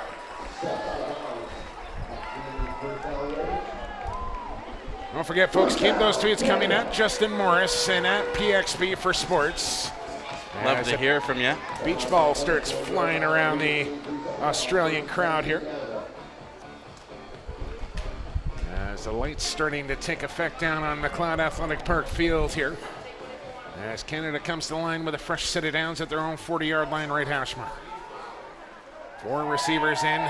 Brick in the backfield. Kowalski takes the snap quickly. Rolls out to her right again. Floats it at the sticks. Catch is made. Turn and get upfield. Gain of 11. And another first down here for Team Canada. And once again, that goes to number 80, Laurence Pondrian. She has looked great in this game so far. Another big grab for her as she's been one of the targeted destinations for Kowalski's passes throughout this contest. Well, we weren't really sure on how Canada was going to fare against a heavily favored American team here, but have shown the ability to move the football. They've scored twice here and are on the move here in the third quarter with a handoff to Brick up the middle for a gain of 7. And for you folks at home, that booing you just heard was for the beach ball being tucked away. As play continues here, the crowd did not like that one bit. A vicious drop bear, says what the Aussies would chuck onto the field. I don't even know what a drop bear is. All right, 2nd and 4 on a gain of 6 from Brick. And Kowalski to throw. Quick strike. Pontebrand on the catch and first down yardage. As another connection from Kowalski to Pontebrand will move the chains once more. We talked about the toughness, the aggression of this American defense. A number of players in the game against Finland on Tuesday, Jake, had to be helped off of the field. That just goes to show the toughness of Lawrence Pombriand, because she's taken some big hits so far in this one and seems to pop back up every time. She loves it. Looks like the Mounties are going to get in on the beach ball fun down there as well. Here we go, 1st and 10, clock running. And the pitch now to Brick. She'll run right. Good yard. Flag comes in late. I think we might get a holding call here on Canada. Pickup of 8, but we'll see what the flag does to that gain. And Jake, so far this is looking like the most sustained pressure that Canada has had that's come from within. They've had a lot of help from flags and penalties, but this has all just been sustained pressure. This one will back them up, however, after a good positive drive in the works. Canada will go backwards on a holding call. It'll be 1st and 20 as a down Canadian in the middle of the field, as well as you get a look at some more Canadian fans cheering on their women's national team. That's Jamie Lammerding. She's had a good game up front for Canada. Offensive line going off for Canada right now. She'll have to miss the next 3 plays before being able to come back into the game after an injury timeout. Ball gets moved back to the American 49-yard line. As Canada breaks the huddle with 7:57 here to go, third quarter. 1st and 20, Kowalski going to need to thread the needle on some passes here, you would think, but their running game's been good to them lately too. USA showing blitz. It's a handoff to Brick, changes direction. She's got Ram looking for another block on the edge, and another flag comes in. And I think we might get another holding call here on Canada. Okay, folks, one more time, please stand for the 50-50. The girl up there with the tickets, that's my daughter. And this time it's going to go against Team USA. And man, oh man, has USA ever run themselves into penalty trouble here this evening. This coaching staff for the Americans checking our replay monitor, see if they can identify that latest penalty. Should note our BC Lions victorious in CFL action earlier today, Justin Morissette, with a win over the Toronto Argonauts. Not the only big football game that fans in Vancouver might be wondering about. There's Brick again, and more good blocking up front by that Canadian line. Gives Brick another 6. As Canada right down inside American territory now on the 20-yard line, knocking on the red zone. And that was again, 2nd and 4. A very significant penalty call against the United States that just essentially cut the field in half for Canada. 2nd and 3 for Kowalski. It's Brick to the near sideline this time, but nothing doing there. That is a good open field tackle in the backfield. Loss of 6. Trying to pick up a number on that tackle, 44. And Tia Watkins. Tia has been prominent on that USA defense here this evening in the gold medal game. So, just checking the spot of the football here. We'll put it back to the 24-yard line. And Canada's got a 3rd and 6. Pontebrand on this near sideline. Kowalski drops back. Here comes pressure. Rolling out. Got to get rid of it. Does. Catch is made, but well short. And she'll probably actually lose a couple there As the jailbreak blitz there from USA, and Kowalski was running for her life. 1, 2, 3, 4, 5 Americans in on Kowalski before she got rid of the football. Impressive that she was able to get rid of it at all.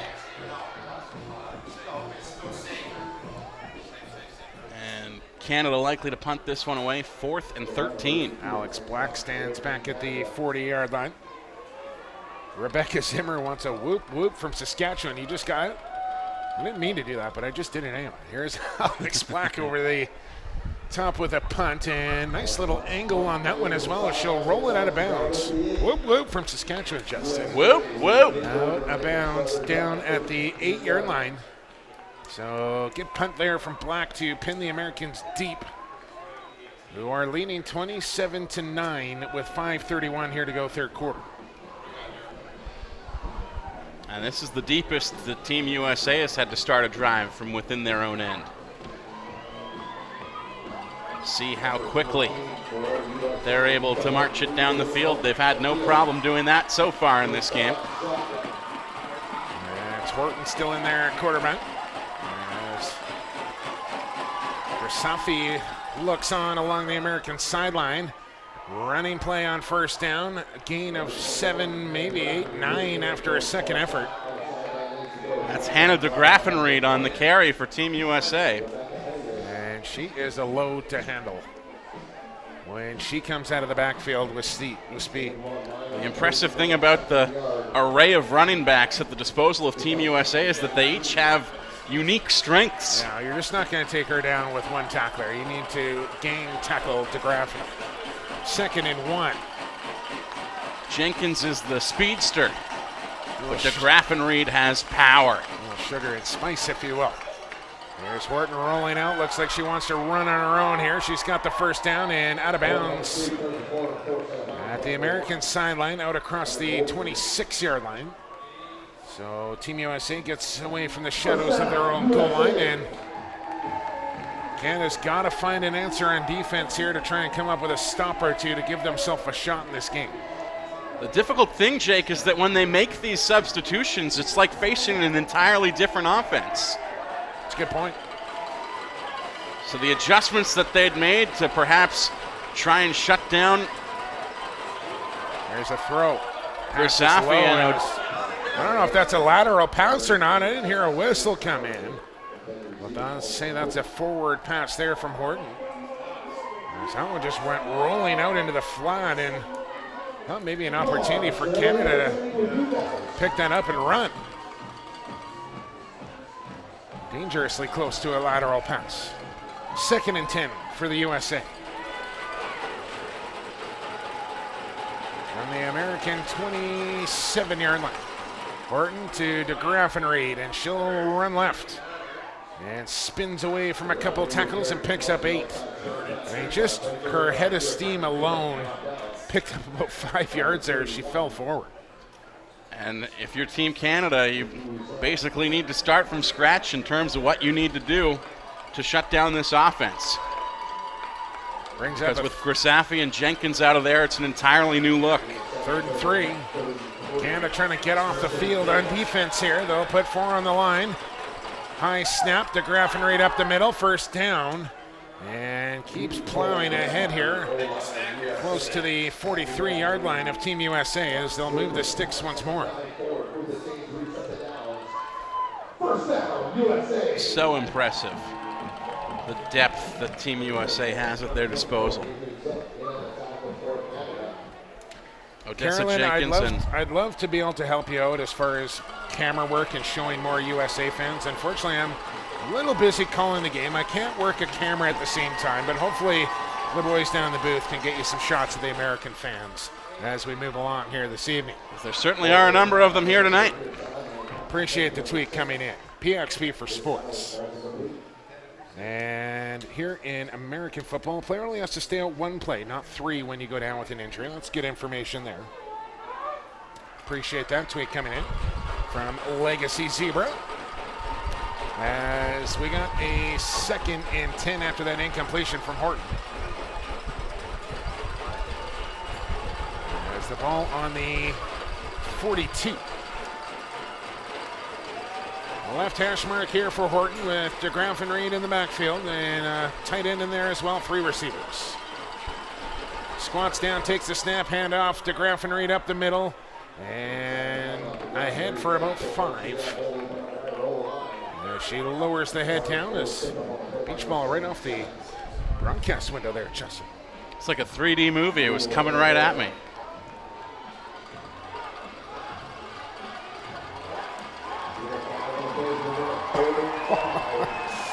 Watch it bounce right off his head down. They're having a good time here at McLeod Athletic Park for the gold medal game. 27-9 USA. 2:30 to go, third quarter, and a 3rd and 5 here for the Stars and Stripes. And Horton to run near sideline. Got good blocking. Still Horton, and out to the Canadian 40-yard line. Another first down for USA.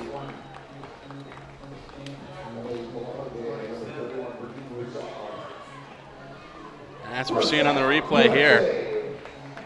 Horton, an impressive runner in her own right.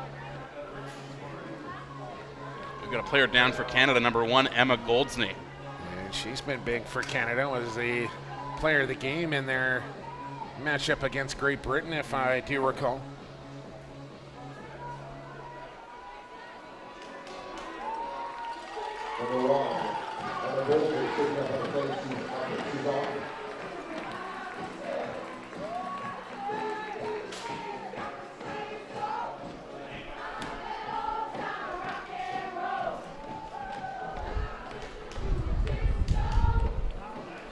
Tell you what, though, I think the Canadian fans and even the Australian fans heavily outnumbering the USA fans here, too.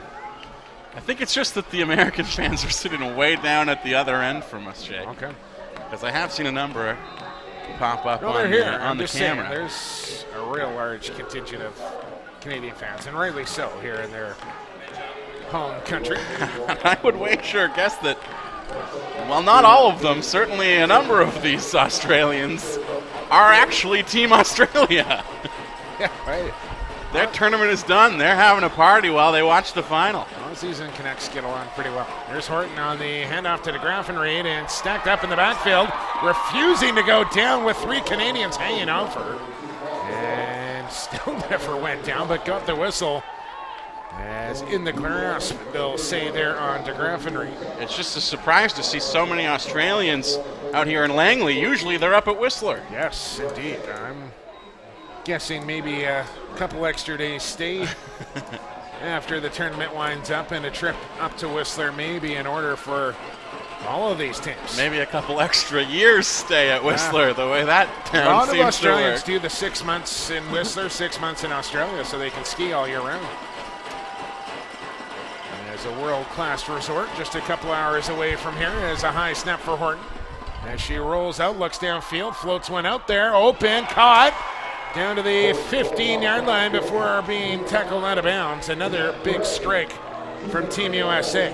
And it is difficult to see what Lisa Horton has been able to do since entering this game and not feel like the future of Team USA is very, very bright no matter what they do. Yes, indeed. In good hands with Horton at the controls. Sammy Grisafi will certainly be missed, but they have depth. 1st and 10 from the 16 now. USA trying to punch it in again, and DeGraff and Reed runs into a roadblock of white jerseys who drive her backwards after a late hit on USA. Is this going to be another penalty flag as things getting chippy down there in the pile? The ball came loose, so Canada was hopping on it like it was still alive. I don't believe it was, however. And we have another downed player here for Canada once again. Let's just watch the end of this play here as DeGraff and Reed goes down. When does the ball come out? Is Belanger trying to pounce on top of it? And nobody ready to give up on that play quite yet. Still didn't really see where the injury came from. Yeah, not really clear on that replay what would have caused the damage there.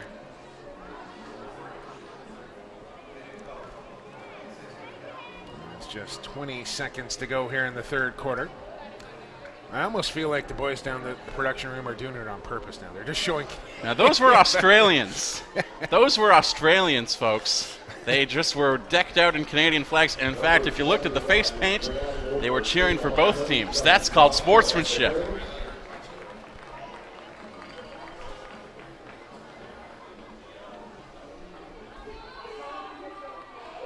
Oh, injury off the field now as USA will break the huddle from the sideline here.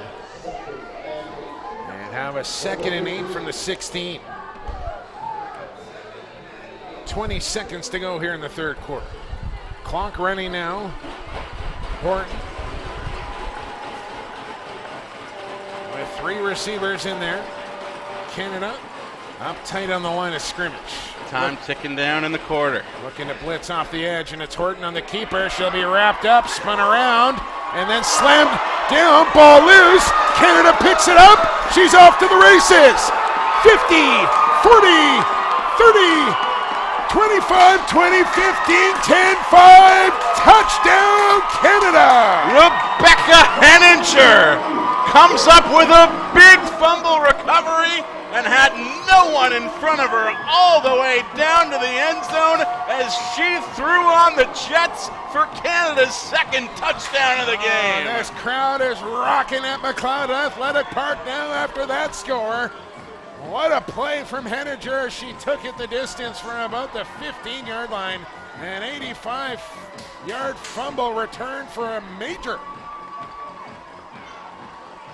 Wow. And I missed the number on the player for Canada, Jake, who had initially wrapped up Lisa Horton there. I think it might have been Belanger, 41. Let's watch her on the edge here. It is Belanger that comes in to strip the football from Horton, who had it dangling out. Full credit for her for not just going for the tackle, but trying to fish that ball loose as well. And what a gallop from Henninger as she just was not going to be caught from behind.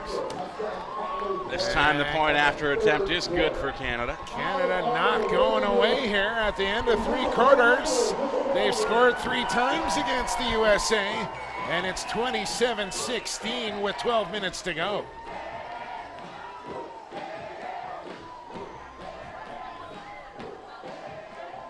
Wow, crowd is alive after that play, and a text or a tweet coming in here from James Bunkled saying all 3 USA quarterbacks will retire after this World Championship. All 3 of them? That's the tweet I'm getting coming in. My goodness. I cannot confirm nor deny. My thought on Tuesday as we watched the game against Finland, Jake, was that part of the reason they were cycling through their depth chart was to get these ladies ready for the future of this squad. But, well, I don't think Team USA has ever been in this position that they're in right now. Just up 9 with 12 minutes to play. And the biggest game of all, the gold medal on the line here. Canada right in this thing with 1 quarter to go. They will kick it off here from their own 35-yard line. Carly Dick steps in and goes for the short intermediate kick in USA.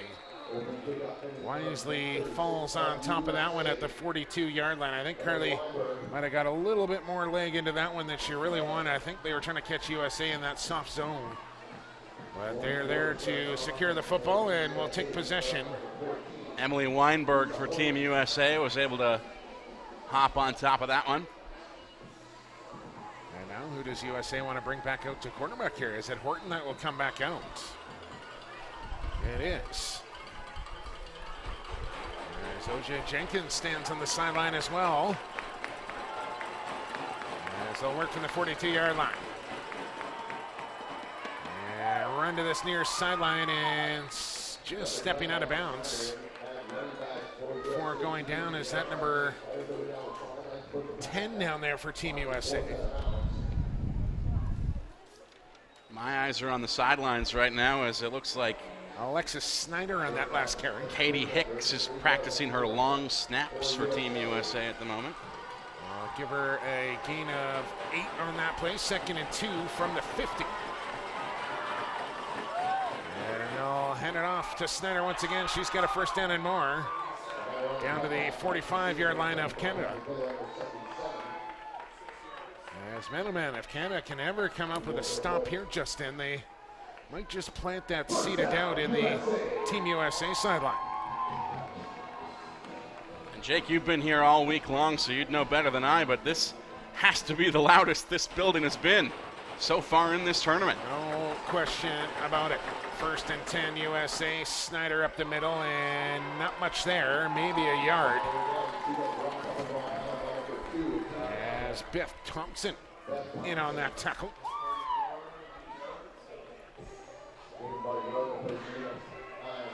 Bring up a 2nd and 10 here, no gain.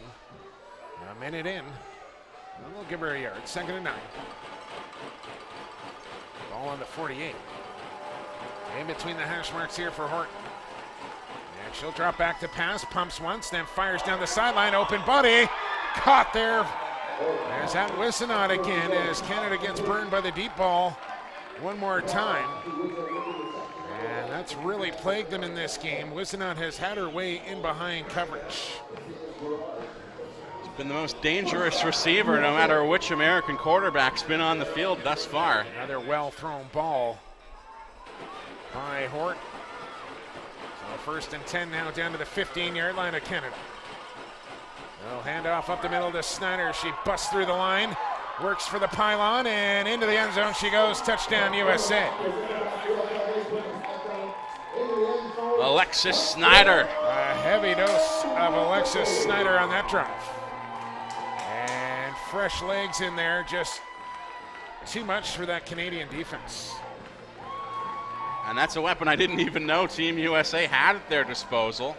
They cycled through a number of different running backs on Tuesday against Finland, and I don't think I saw Snyder one single time. She's kind of that in-between from Jenkins and de Graffenried, that kind of hybrid running back, if you will. Struthers on for the extra point. Trying to make it 34-16. And up and in it goes. So this offense is so difficult, Jake. You know, I've said it a couple times so far, but like, if you're Canada, how really do you defend against an opponent that's basically a shapeshifter? They can come at you with any number of looks, any number of different personnel. Well, I think personally Canada has exceeded expectations in this game so far against the USA, putting up 16 points already. No one has ever done this to the Americans in this tournament. And I'm sure they'd like to be closer or even in the lead here on their home soil, but man, oh man, do the Canadian ladies ever have a ton to be proud of, regardless of the outcome of this game. And that's not taking anything away from the American women as well, who have just been ultra dominant, but not as much as they have been in years past and even early in this tournament as they have been here tonight. Canada has put up a good battle. And still time to go here. 10:18 to go in the contest. And those Australian girls down there are getting after it, let me tell you. As Canada will recover this one. And that's Emma Goldsley, who we saw leave the game earlier with an injury. She's back in it, so that's an encouraging sign for Canada going forward. Ball will be spotted down at the 33-yard line. That's where Canada will take possession on the line of scrimmage. 1st and 10. Can they find more points here in the fourth quarter? Break in the backfield. Kowalski, who's played the entire game here for Canada, still in there at quarterback. 4 receivers in, Kowalski to throw, and fires low and incomplete, intended for her sister, as that'll bring up 2nd and 10.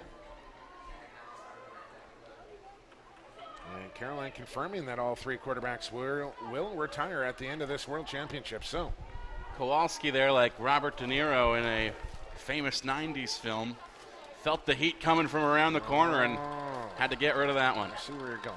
As Kowalski back with an empty backfield, pressure coming, throws the ball up. It's up for grabs, and they'll say out of bounds there, incomplete. Canada gets lucky on that one.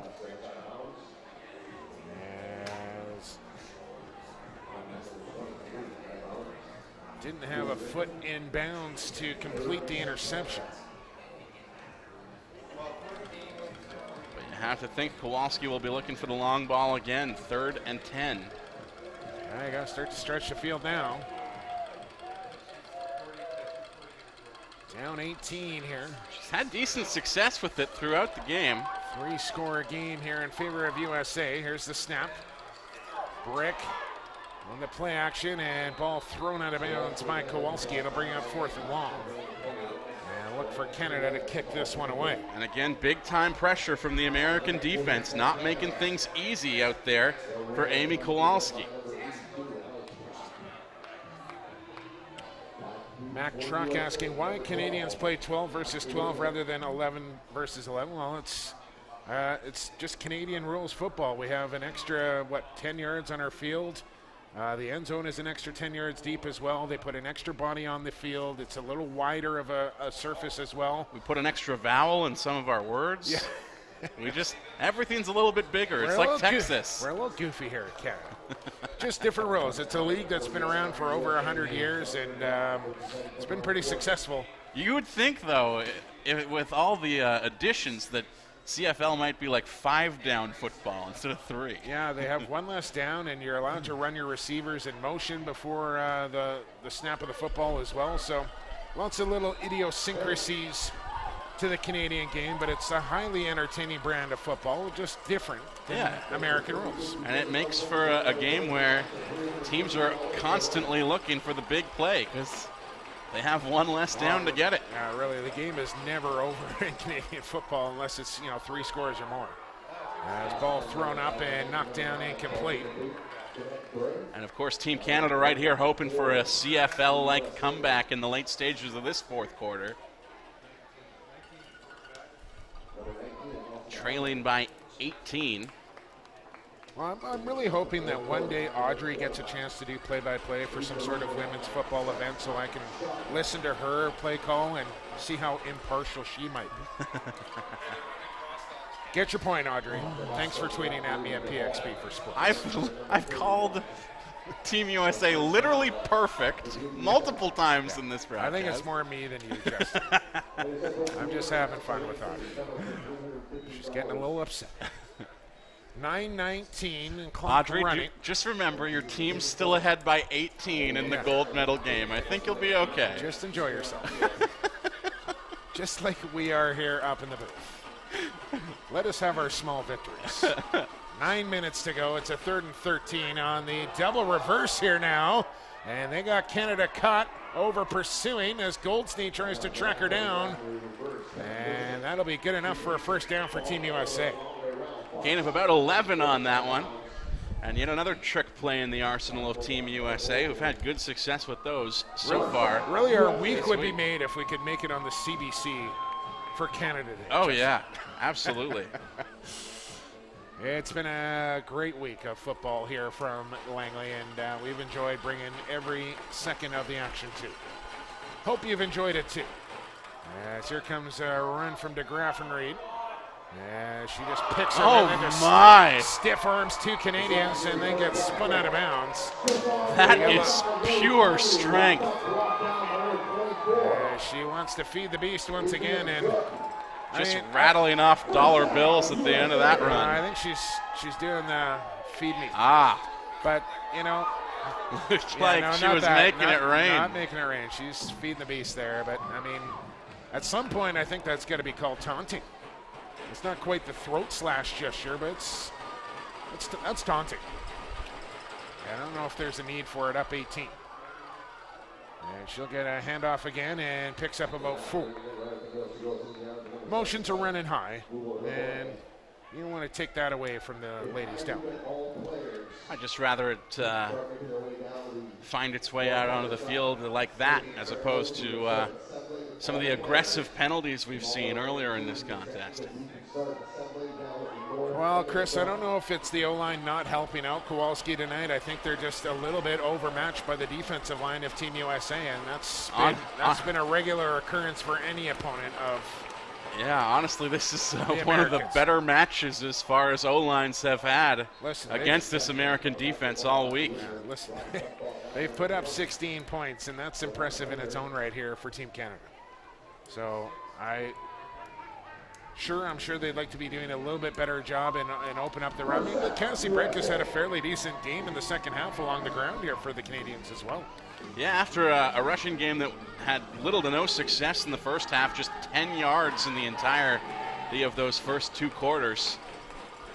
Cassie Brick looked great in the third quarter in particular. She hasn't really seen a lot of carries here in the fourth. Down to 7 minutes to go, and DeGraffenried again shakes off one tackle, runs through another, and she's down inside the 10-yard line, down to about the 6, as USA knocking on the door once again.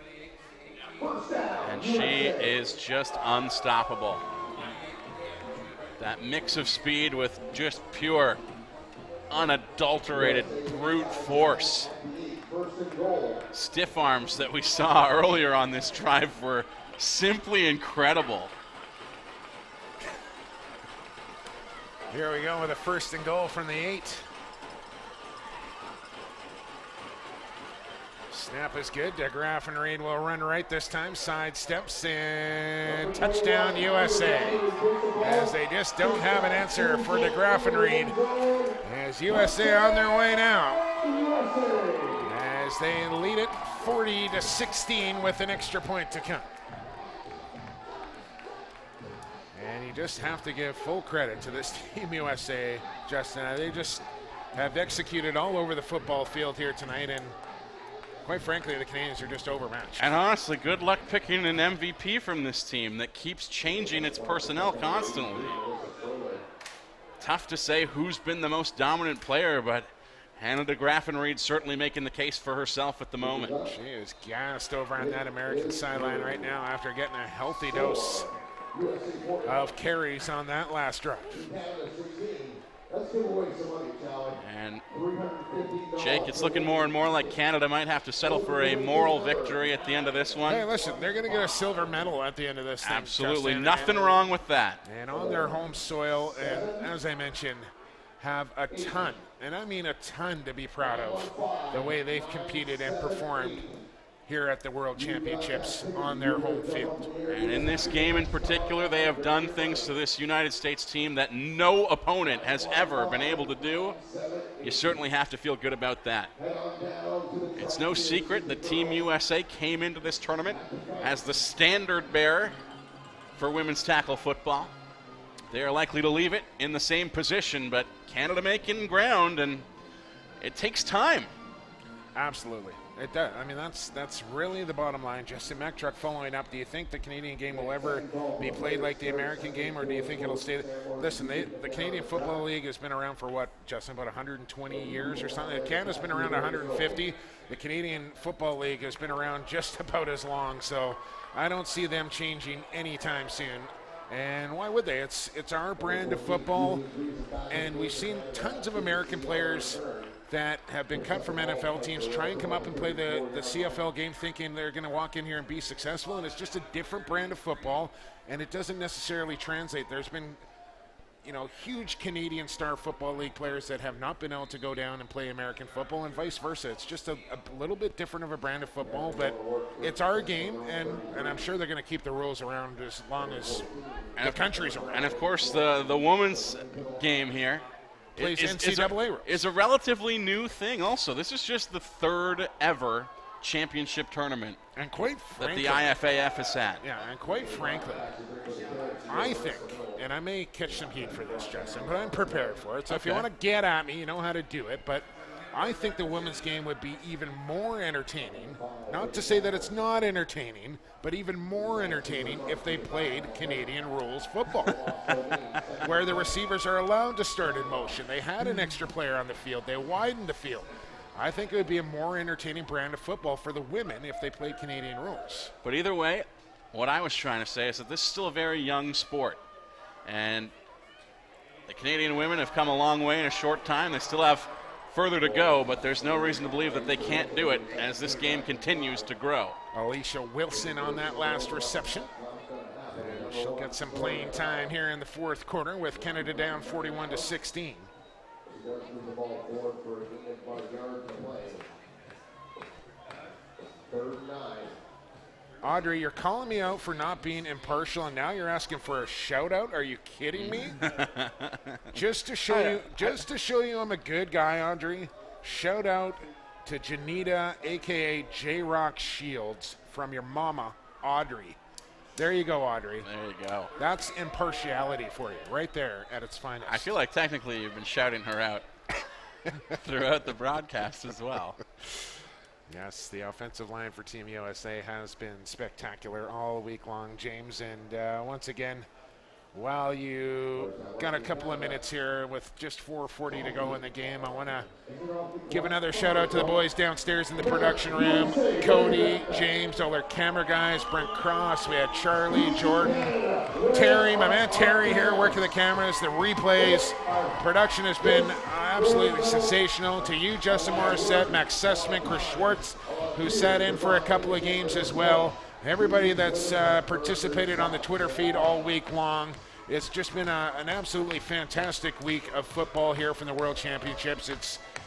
It's really been a memorable experience, an eye-opening experience, Justin. I've learned just so much about the women's game in football and, you know, how popular this sport is and is going to be as time moves along here.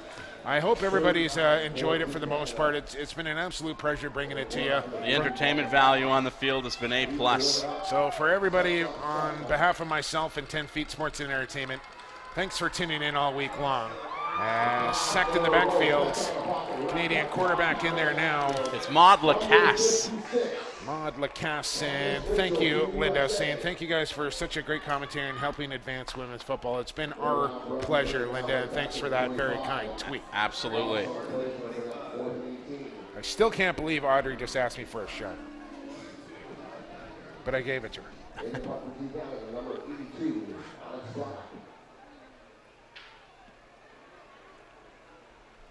All right, kick time here, and that punt just gets away from Alex Black, and it'll roll into... We've got a flag in the backfield here as well. Might be running into the kicker here.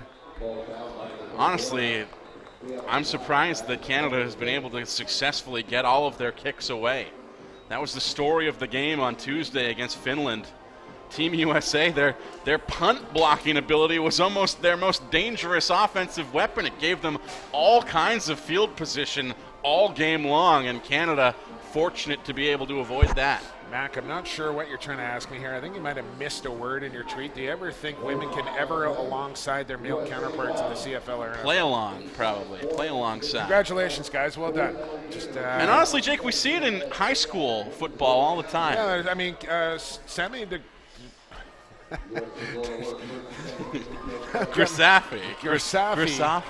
Actually started a game of high school quarterback for the boys in California. So at the women's professional level, you know, I don't know if these women will ever be on a level playing field as far as competing in the NFL or CFL in that regard, but you hope and would like to see these women get up to a level where they are recognized on the same plateau as male professional football. Yeah, obviously the level of play at the high school level not quite as high as it is as you advance to the pros, but you know, we do see a lot of intergender sports at that level. Sure.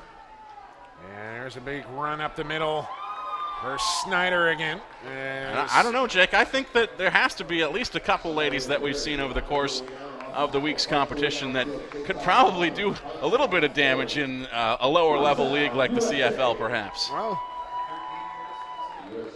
I do not want to take anything away from these women, really. I mean, there are some exceptional athletes that have competed this week. I personally think Hannah DeGraffenreid could be a CFL running back. She comes to mind, no question about it. But there was a lot of talk as we'll get this next play in here. And it's Snyder again, and Canada there to stack that one up, or is it Snyder on that carry?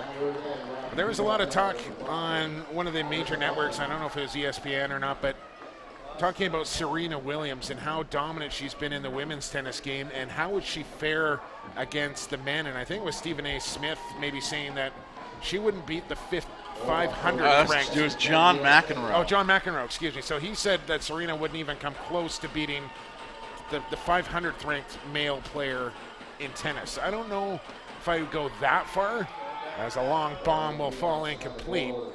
I think Serena, I don't know where she would fall in. I think it would be somewhere in the top 500, but I mean, she's definitely not going to compete with the top 100 or top 50 on the male tour.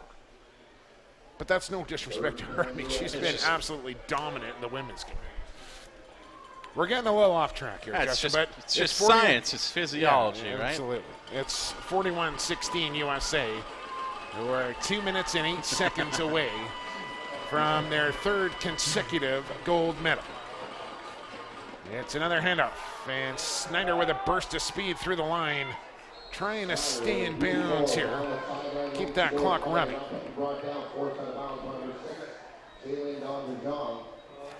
Thank you to Angie for giving us both a shout out right now, making this game very entertaining. That's very sweet of you to say.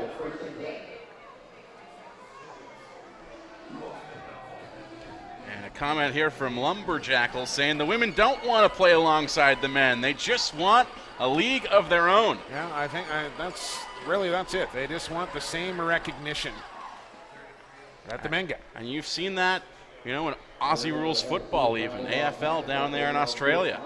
A lot of the women, I would think, who are playing for this team Australia are probably playing WAFL down there in Australia also. Absolutely. And Liz, thank you for that wonderful backhanded comment. Appreciate that. She's been one of my biggest fans all week long. Liz O'Key, if you want to follow up with her. Find something better to do with your time, Liz. Thank you. There's another Canadian player injured on the play.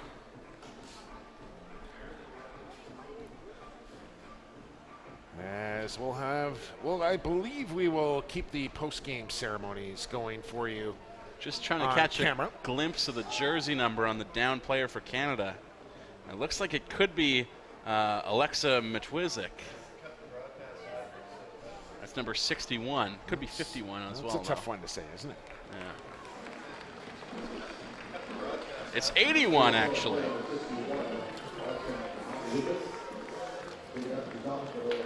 I don't even know we have an 81 on the sheet. That is 61. I had it right the first time. Alexa Matwizik. Apparently, just getting a tweet coming in, it's Hannah de Graffenried's birthday today, and better way to celebrate your birthday with a gold medal and a touchdown to go with it. Yeah, we thought James was a dedicated guy working on his birthday on Tuesday down there in the booth, making the broadcast happen. And there's a sack in the backfield for Team Canada. De Graffenried with a dominant performance here for Team USA today.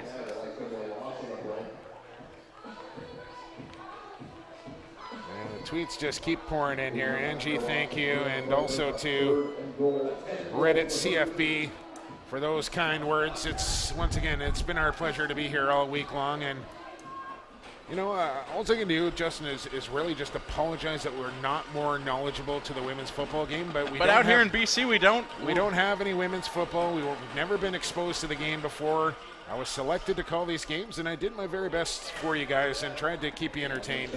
And hopefully that is one of the legacy aspects of having this tournament out here in BC this week. Hopefully it sparks some interest for women's football here in the province of British Columbia. Because, of course, as we mentioned, most of Team Canada made up of players coming from either Saskatchewan or Quebec, and it's not necessarily that those ladies are from there themselves. I don't know if we're going to pick this up or not, but we have a gentleman on the field here sporting a Canadian flag. And no Canadian tuxedo. And that's all that gentleman is sporting, as he just went the distance, and he's going to keep running right out of the back of the end zone there. In one end, out the other. One of my favorite play calls of all time was Kevin Harlan when the... Oh, my God. It's spectacular. He doesn't have a shirt on. He's out of his mind. Somebody arrest this man. He is one of my favorite announcers. One of my commentary heroes as well. Even the PA announcer having a hard time keeping it together after that one. My goodness. What is a world championship without a streaker? Really? USA in victory formation. They will win their third straight gold medal here at the 2017 World Championships as the clock winding down here. But before we were so rudely interrupted by that streaker, I was saying it's not necessarily that all of the players are from Saskatchewan or Quebec. That's just where they play, because that's where there are women's leagues available for them to participate in. It would be a great legacy element of this tournament being here in Langley if we could have that catch on here in British Columbia, because there's no denying this has been a supremely entertaining tournament all week long. It's been a blast. It's been an absolute blast to bring it to you as the celebration and party on now for Team USA. The Gatorade shower. As they beat the Canadians by a final score of 41-16 to claim their third consecutive World Championship. And congratulations to Team USA. Congratulations to Team Canada, who will pick up a silver medal here in 2017. And congratulations, there you go, Carolyn. There's some USA fans for you. And congratulations to Team Mexico, who are your bronze medalists here in 2017 and showed very well here at the World Championships as well. But it's Team USA who dominated all week long and finish off the Canadians here in the gold medal by a final score of 41-16. A Team USA that will look significantly different when we see them again in 4 years, with all three of their quarterbacks retiring after this gold medal victory. And one of their top running backs as well in Odessa Jenkins. We're not sure, possibly more players than that as well. But there are some key pieces for the future that you have to think will still be here in 4 years' time. Handed to Graffenried, certainly one of them. There you go, Jessica. Thanks for coming to bat for me. She said, how many announcers have experience in women's football? Probably not that many. And we finally got some love from Audrey. Thanks, Audrey. Appreciate it. Handshakes underway here. Oh, feel free to hit your mute button anytime, Liz. Glad you enjoyed the football, though. And that is the way we will sign this one off. I think let's stick around. Okay, we still got the MVP presentations yet to come. I think they're going to do an all-tournament all-star team as well. I'm not sure that we'll carry that one, but the game MVPs at the very least. I can't stop chuckling up here. I guess if you're going to open yourself up and give your Twitter handle out, you're going to get a few bad apples. You're going to get a few bad apples. There's no accounting for taste, Jake. Yeah.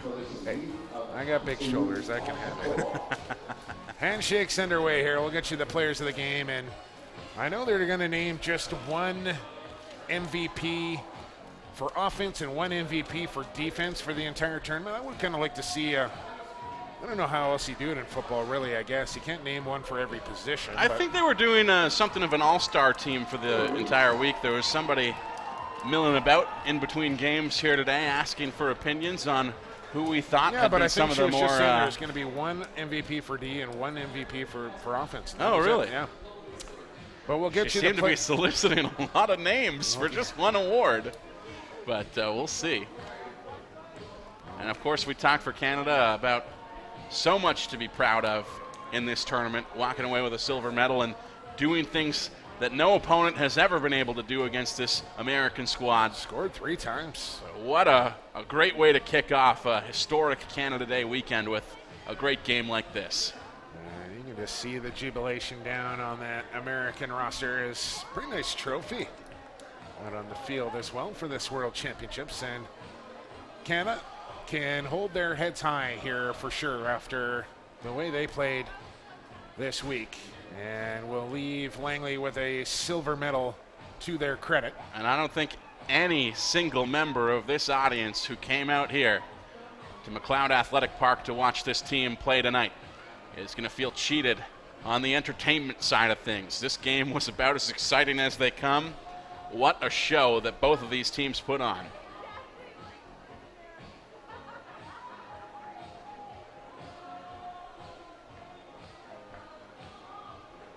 (41-16) the final, as we mentioned. Player awards for the game moments away here. Jake, if you're picking for Team USA, who do you lean towards? There's so many options. I think I got to go Wisenot. She made a number of big plays downfield. And as a receiver, probably the only position that didn't get cycled as the game went on. For Graceffi and from Horton, catching long passes. She was great. DeGraff and Reed was a beast out there as well. Laurence Pombriand, a great choice for Canada as well. Number 80 for the red and white. She was the favored receiver of Amy Kowalski throughout this contest. And throughout the week as well.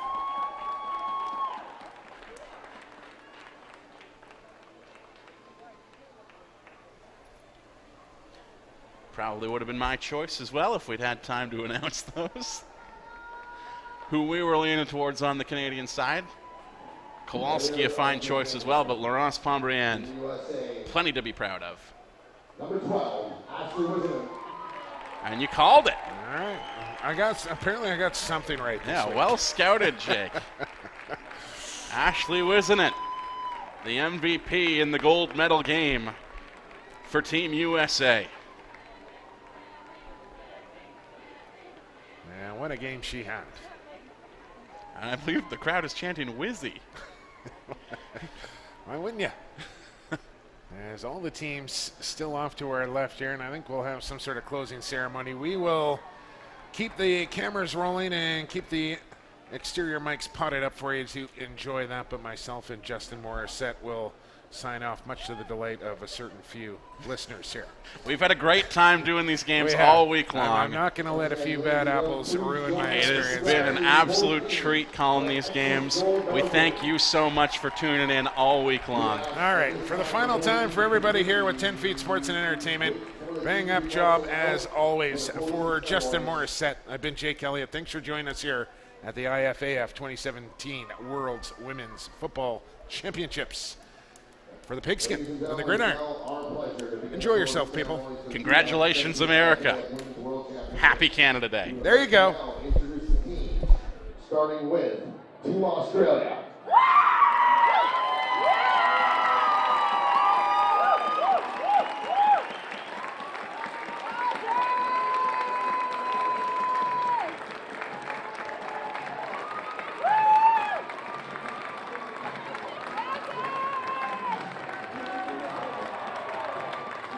Next up, Team Finland.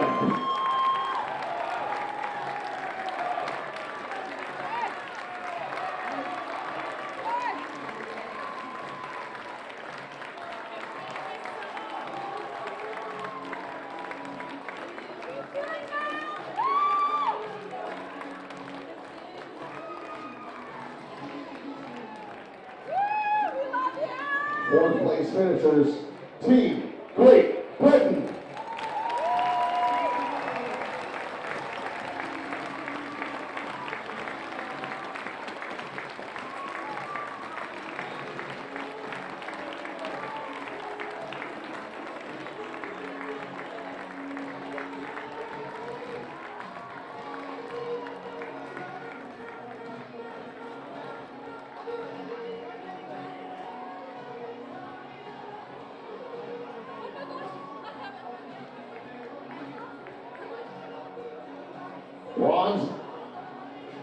Bronze medalist, Team Mexico.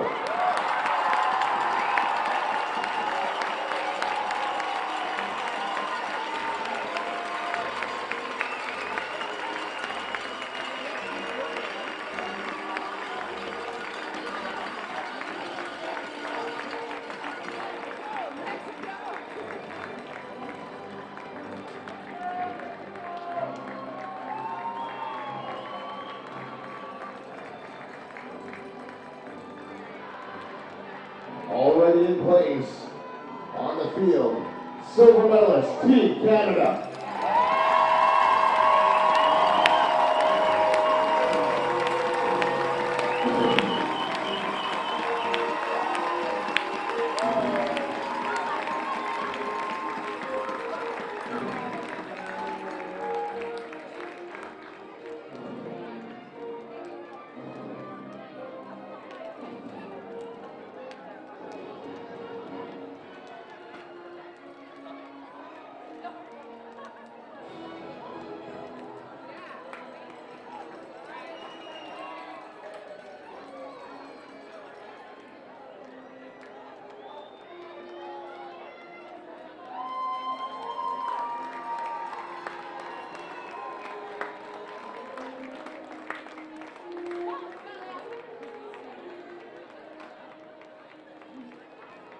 finally, 2017 IFAF World Champions Team USA.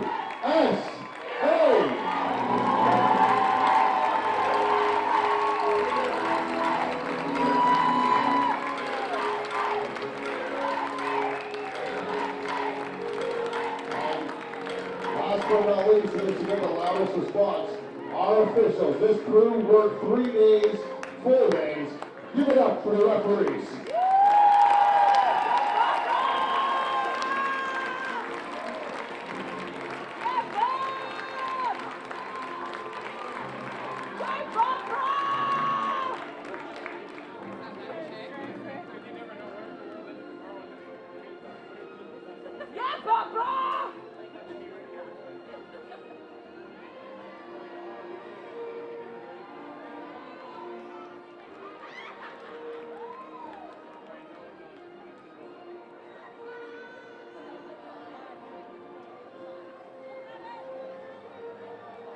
Set. At this time, we would like to welcome President of Football Canada, Mr. Kim Woodrick, to say a few words. Well, welcome all. It's a pleasure to see you all here. The athletes, great show all week. The coaches, great. I appreciate all the fans who are coming from all afar. Host committee and Frank and the staff of Football Canada. We thank you all again and see you in a couple more years. Thank you. At this time, we're going to welcome Chair of the Organizing Committee, Mr. Frank Nazo, to say a few words. Thank you. First of all, thanks to the team. You gave us a great tournament, and I think everyone and your fans had a great time. So thank you very much for that. And thank you to IFAF and Football Canada for giving us the opportunity to host this tournament. It's an experience I'll never have again.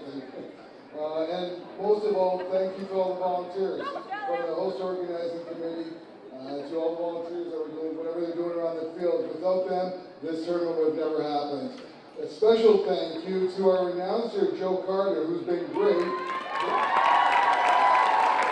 And what you don't know, what most of you don't know, is that Joe runs one of the most successful community programs in the country here in Langley. So thank you very much, Joe, and Langley Minor Football. And lastly, I'm very proud to be here and part of the football community, and because of these women here, I'm proud to be Canadian. At this time, we would like to welcome Mr. Richard McLean, President of the International Federation of American Football, to address the teams. So on behalf of the International Federation of American Football, I'd like to thank Football Canada for hosting the event, the British Columbia Provincial Football Association for volunteering for the support, and all you ladies, because you're the true superstars here.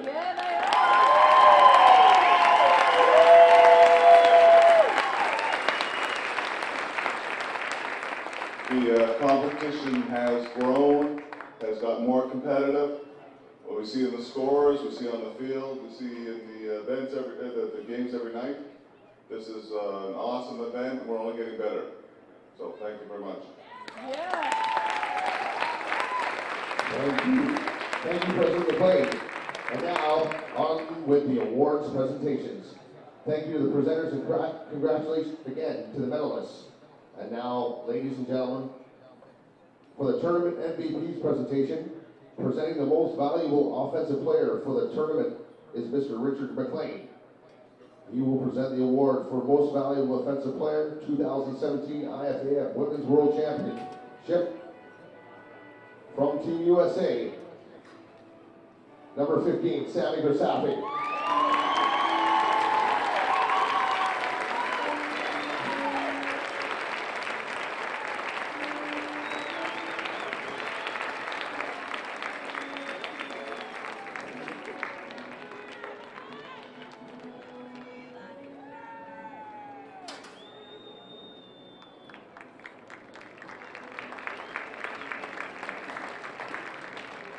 And the winner of the most valuable defensive player for the 2017 IFAF Women's World Championship is, from Team USA, number 85, Kimberly Marks.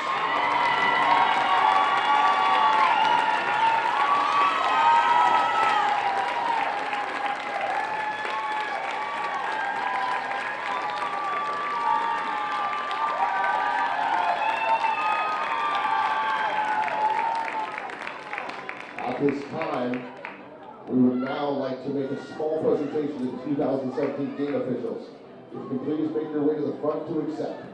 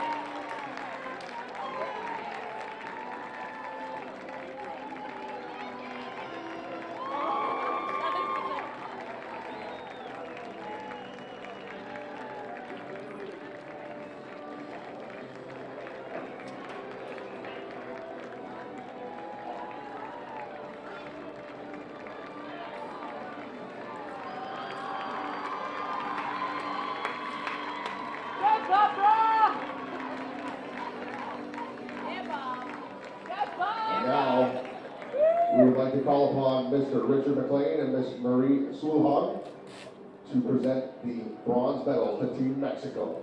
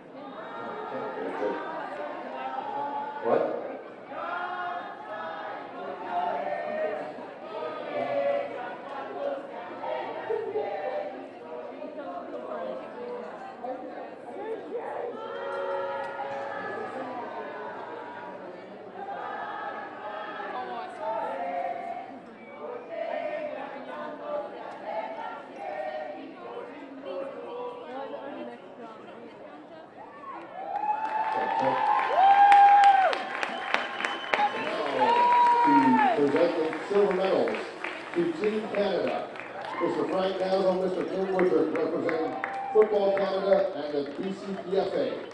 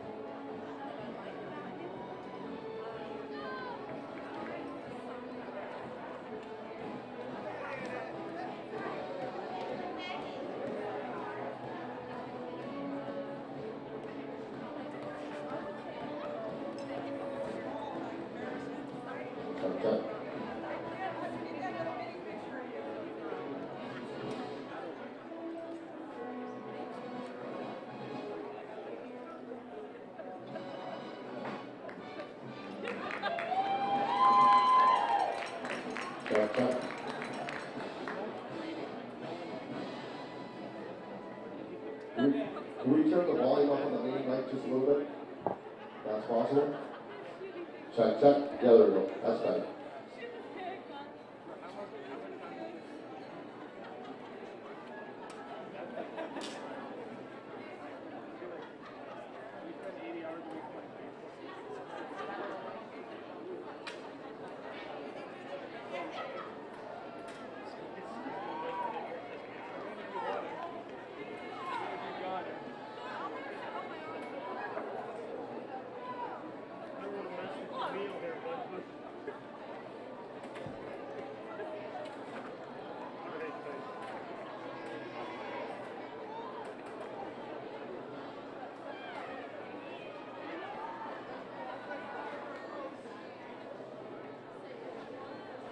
And to present gold medals to Team USA, Mr. Richard McLean and Ms. Marie Suhog representing the IFAF.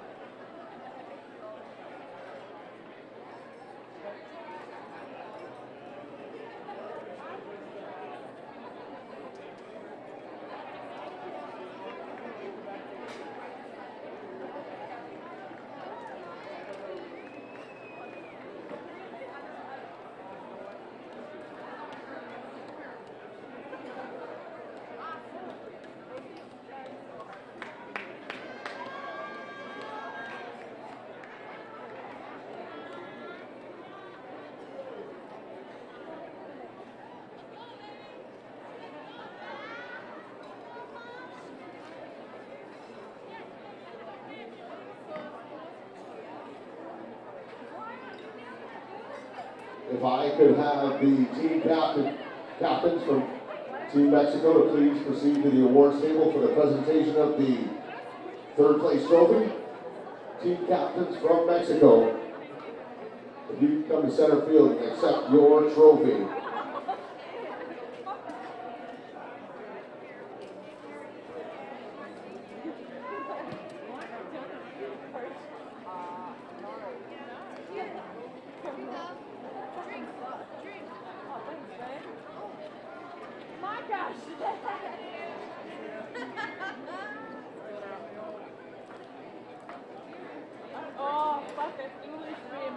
Make some noise for the bronze medal finalists, Team Mexico.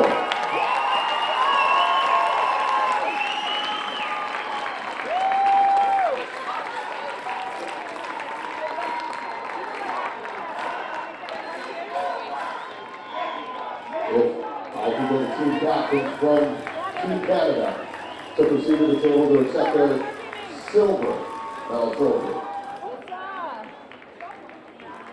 Team Canada captains, Mr. Corey Philpott presenting from the BCPFA.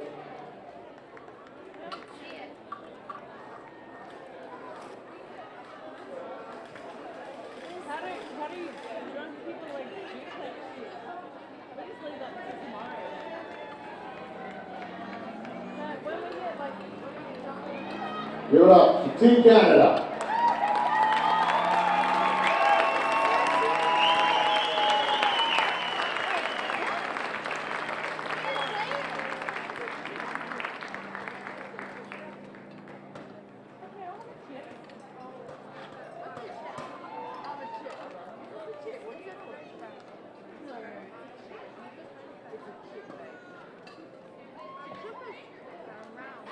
What? No. We'd like to thank the members of the Royal Canadian Mounted Police out here today for the presentation of the World Championship Trophy.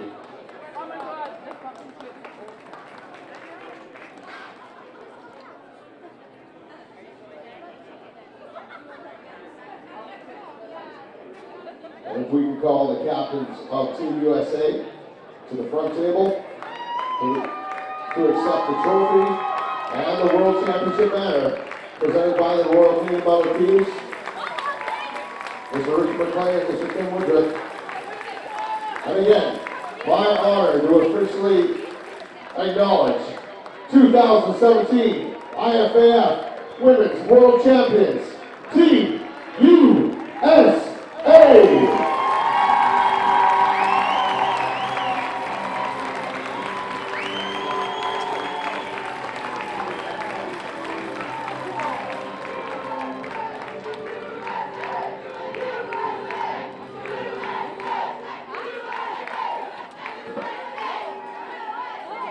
With that presentation, that concludes the 2017 IFAF Women's World Championship.